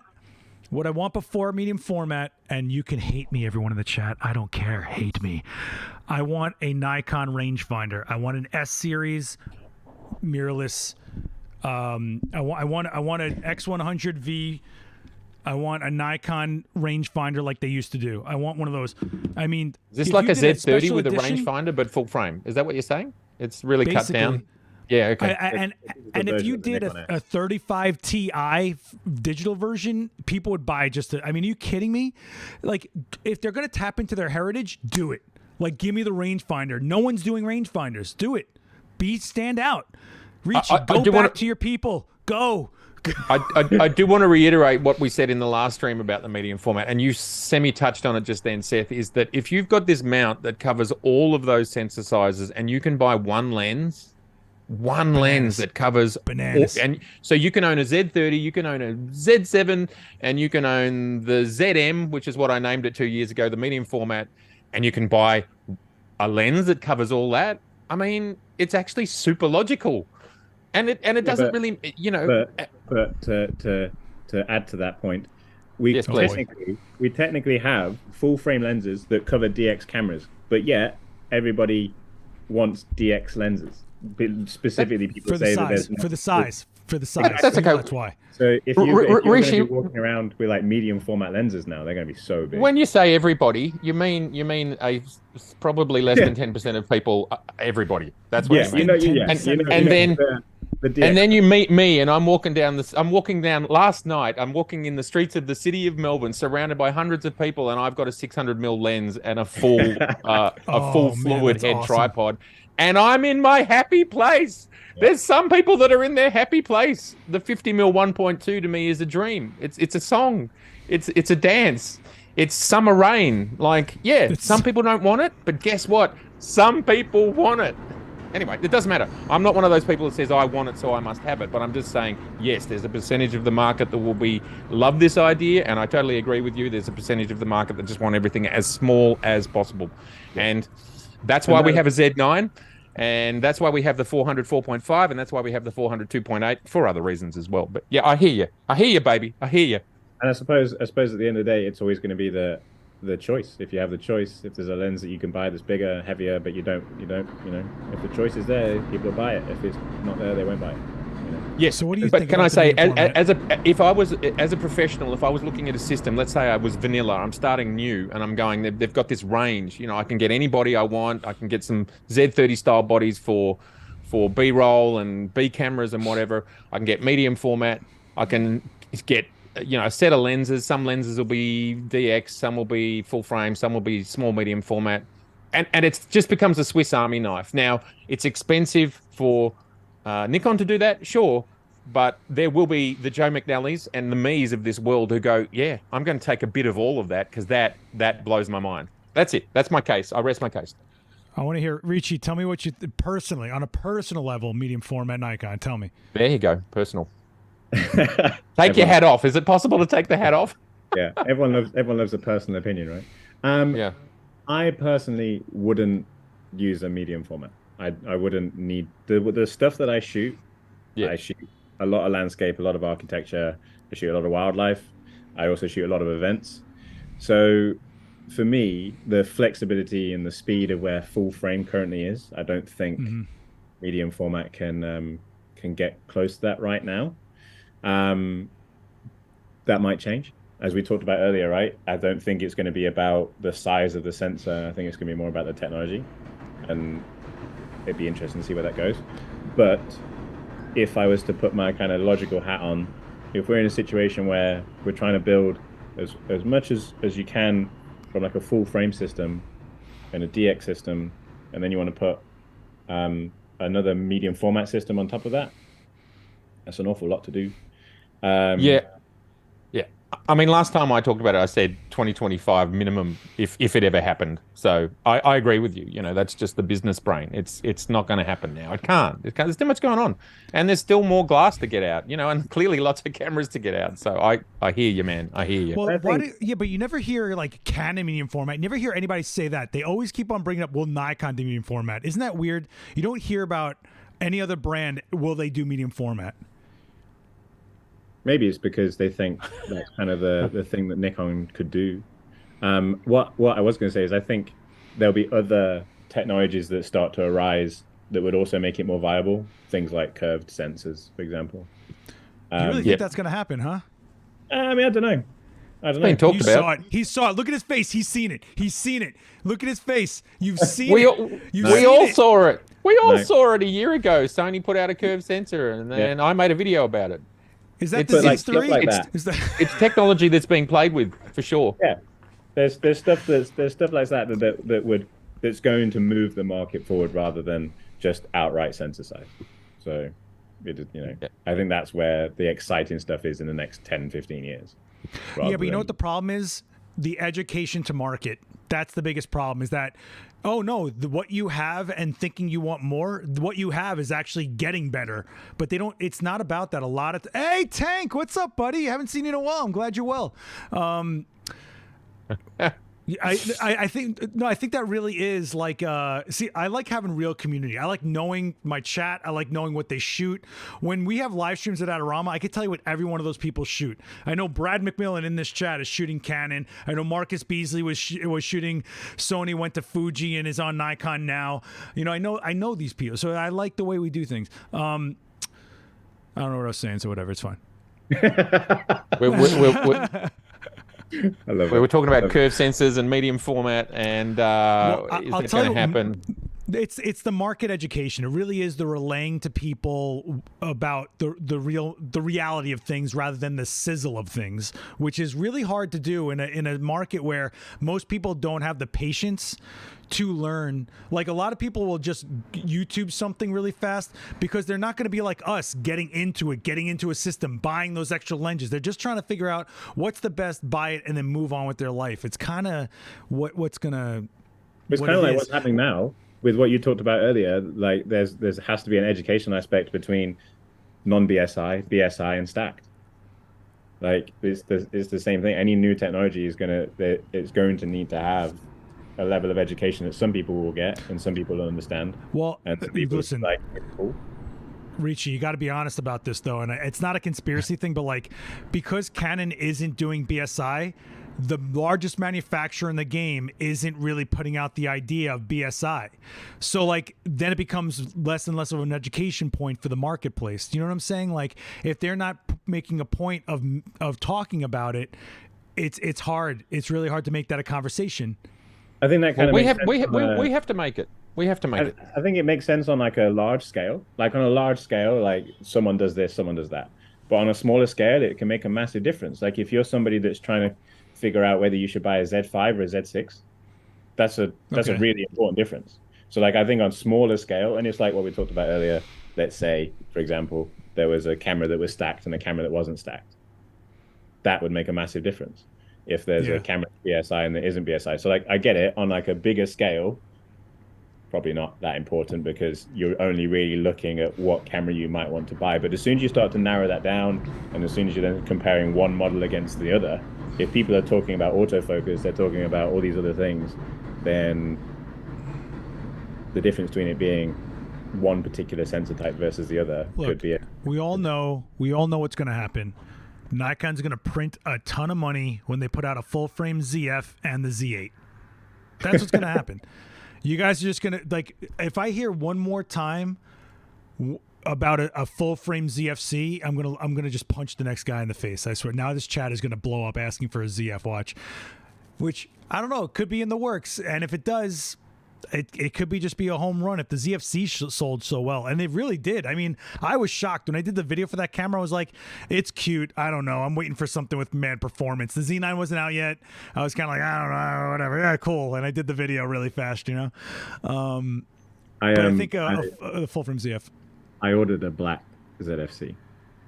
because I Because love you're it. sexy like that. Because I Because love you're it. super sexy. He likes it. Yeah.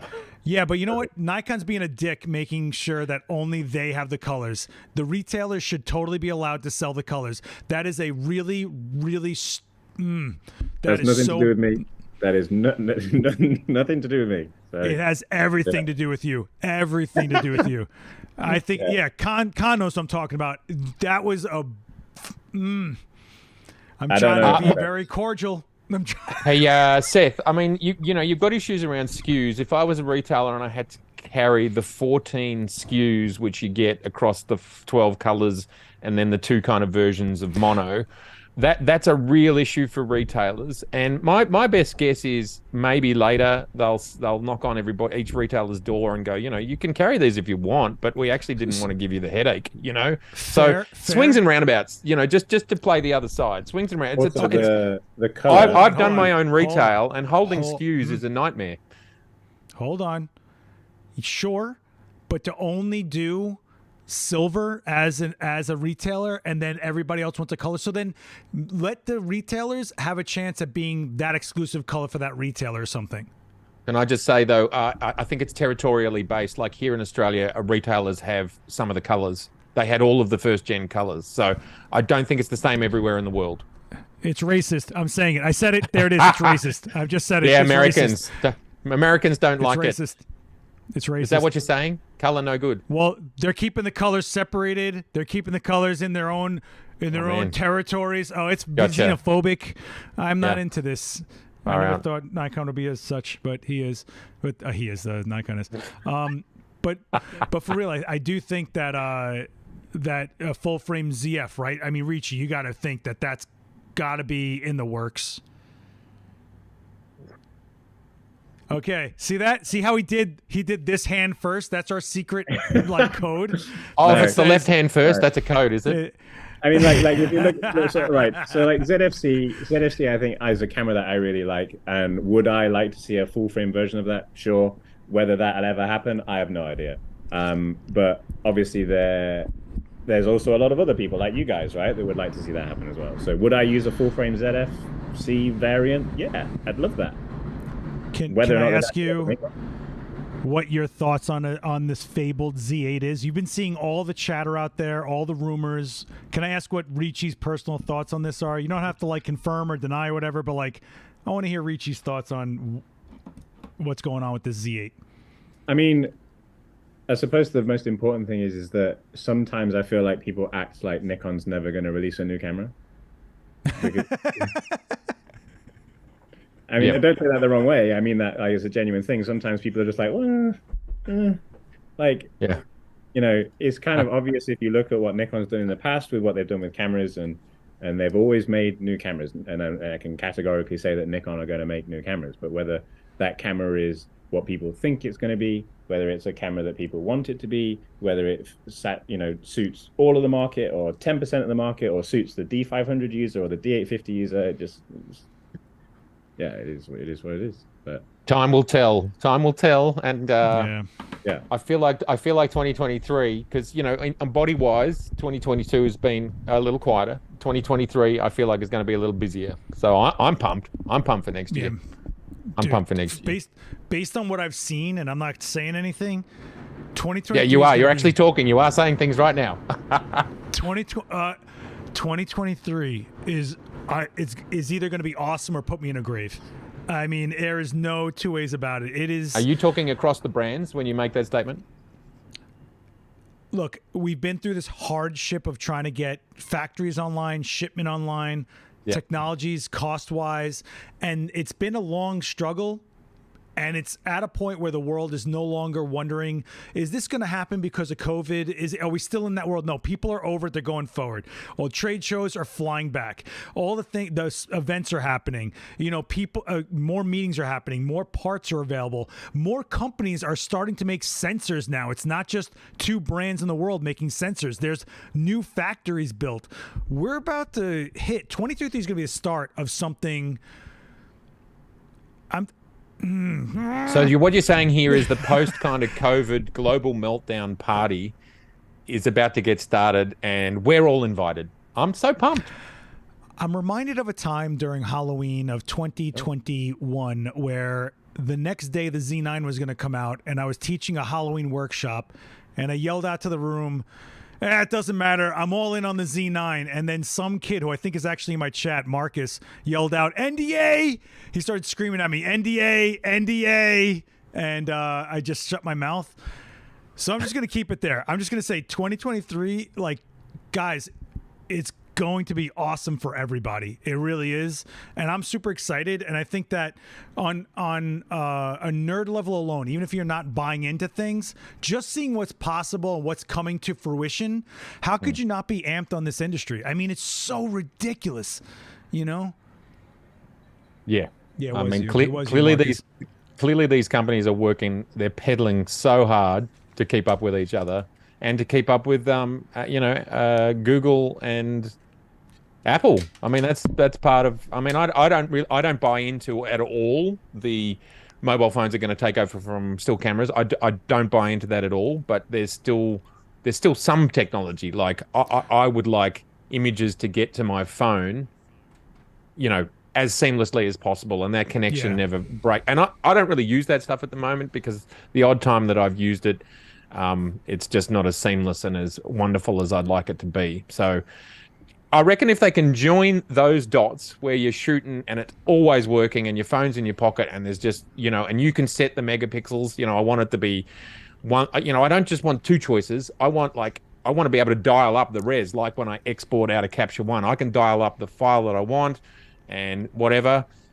Once we get that from our cameras into our phones, so the pictures are just appearing as if we were shooting on our phone, like in the photo library, that to me is going to be a perfect spot for the people who want that. I don't particularly need it, but for the people who want that. There is, people are talking about that the possibility of an 85 1.2 for the Z mount. I'm sure that's going to be a very expensive but gorgeous lens. But there are a lot of people asking for a 135 now, especially since the 1.8's Canon coming. just released. The 1.8's coming. It's on the roadmap. Yeah, the 135 is on the roadmap. Yeah. Is there like a prototype out there in the world, or what are we looking at? Not that I'm aware of. It's on the roadmap.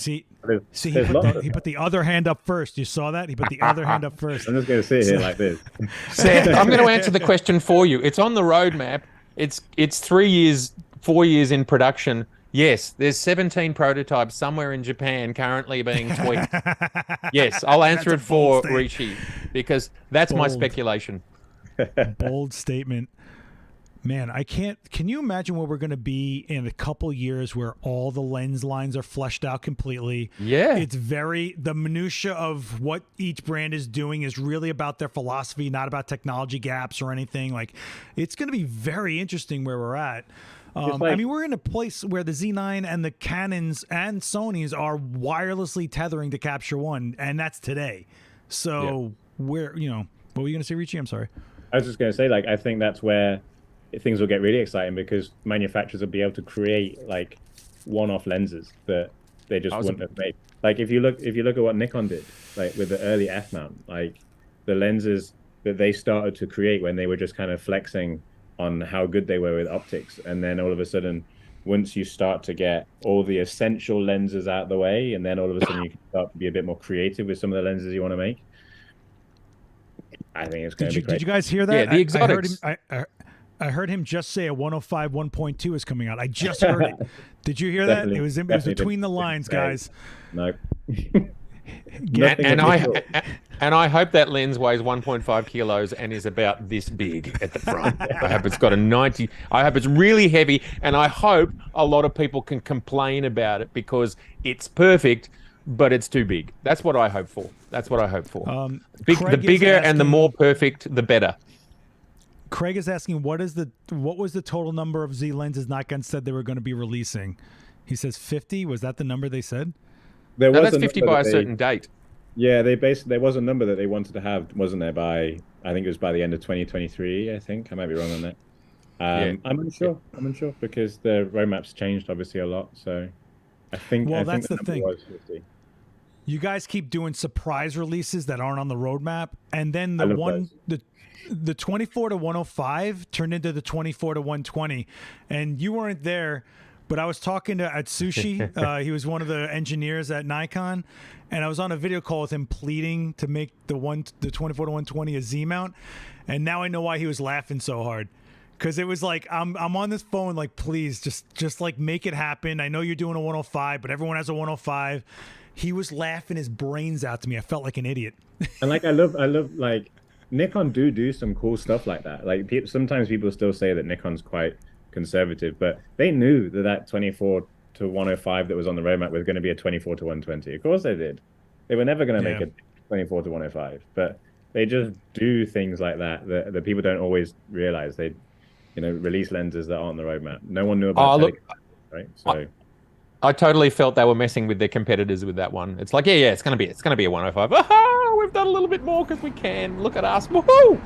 It was a great move. I want to see more of it, just a little bit of like, you promise something and then you give us a little bit extra. That's the way to roll. Yeah, but no one's done the 24-120. There's never been a Sigma version of it for the F mount. There's never been another brand that's doing the 24-120. What is it? Is it like a patent? Z mount. You guys Z mount. Well, I mean, there was an F mount 24-120, right? So, yeah. Did you see this? I heard code Ricci Sexy Beast is 50% off Nikon site. Give it a shot. Give it a shot. You do realize you're a celebrity. You do realize you're a celebrity of the brand, right? You're a celebrity of the Nikon brand, right? I don't think so. We should get T-shirts. Yeah, Ricci T-shirts. Yes. Sexy Beast. We should. It would just be a beard and glasses. Yeah. Sure. And then just like a bald head. It'd be fine. Well, you know what? Yeah. There was a comment that I quite liked, which was none of these birding and sports lenses are conservative, which is true. Like, if you look at the 800 PF, the 400 2.8, and the 600 f4 with built-in teleconverters, like you can't get that anywhere else. You can obviously get 400 2.8s and you can get a 600 f4, but with built-in teleconverters and the quality that you get from them and the flexibility of those lenses, I appreciate that they are extremely expensive, but they're, that's the price of those lenses and traditionally. So I think there's some really cool things that Nikon are doing that doesn't appear that other brands are doing. No, those lenses absolutely showed how much they think out what they're about to be doing. And even if you can't own it, just that they exist so you can rent them when you're going to the Olympics or whatever. I mean, that's massive.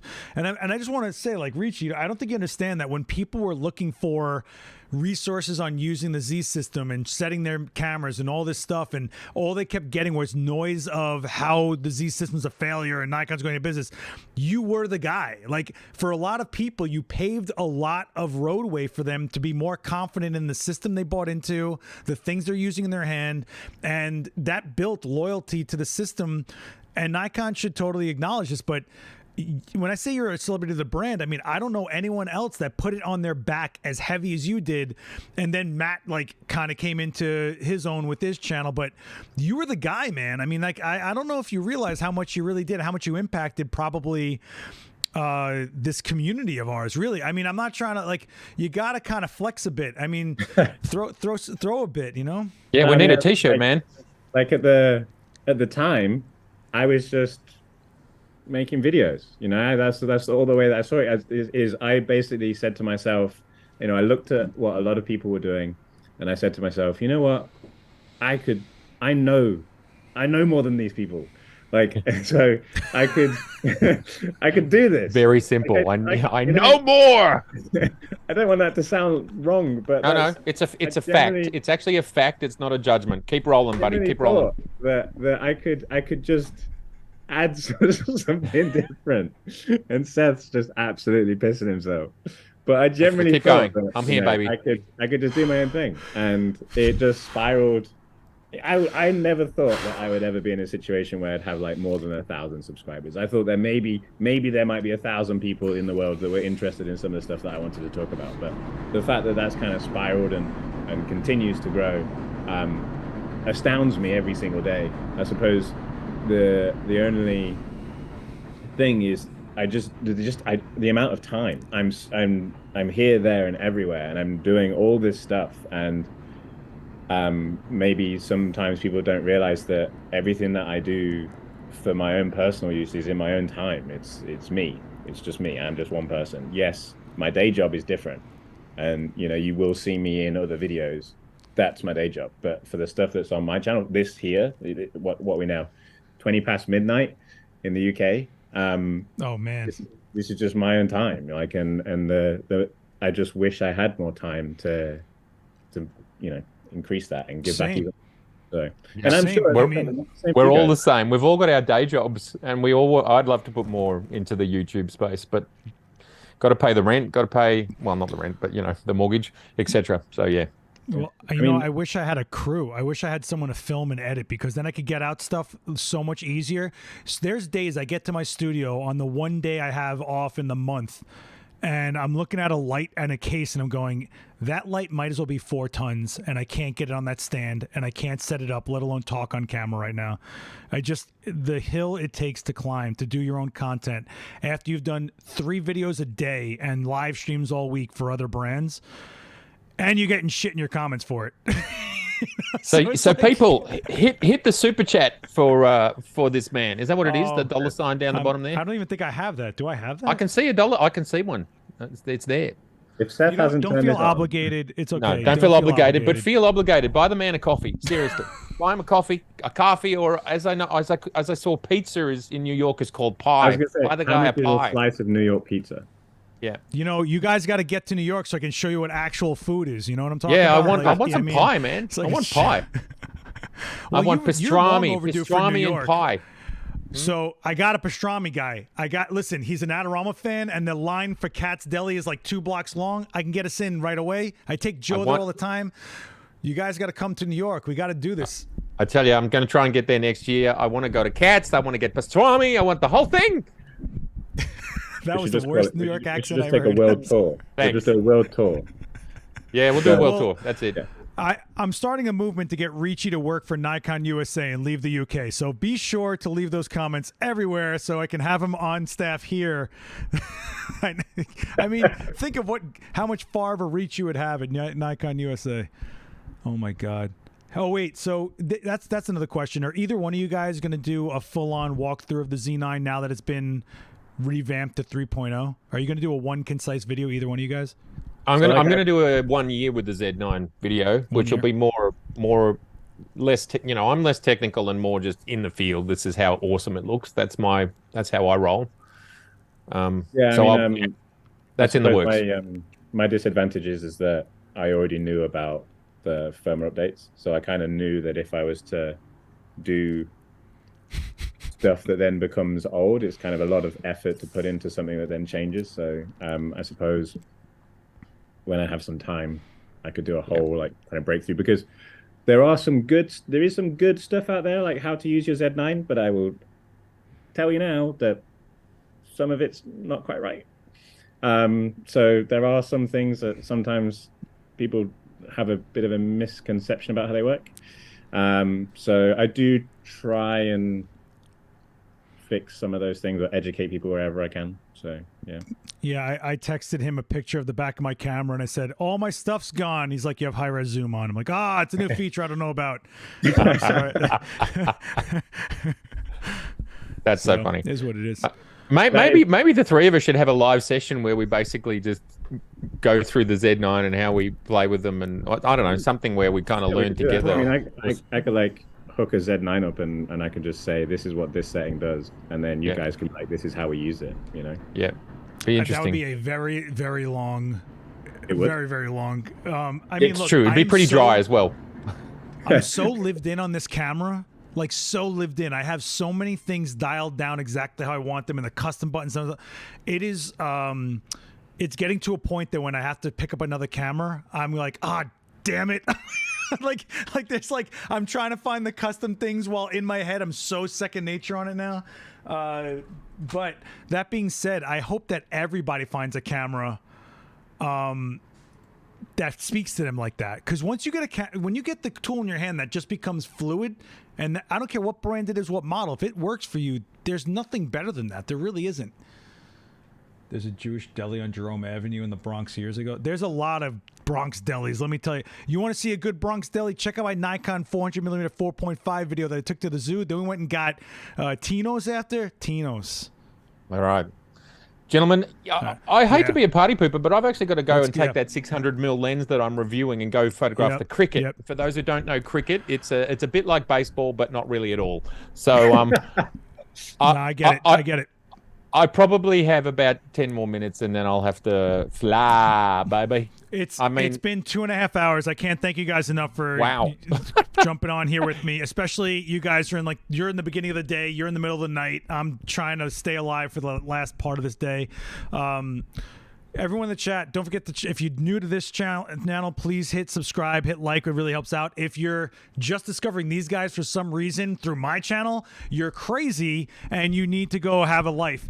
Ricci is an amazing resource if you're looking for anything to really deep dive into your Nikon cameras, and also just an insight into what the technology is without being a jerk about it. And Matt Irwin is absolutely one of the most uplifting type of YouTuber that will also give you professional insights. It's not about a bash fest. It's not about contrast and friction.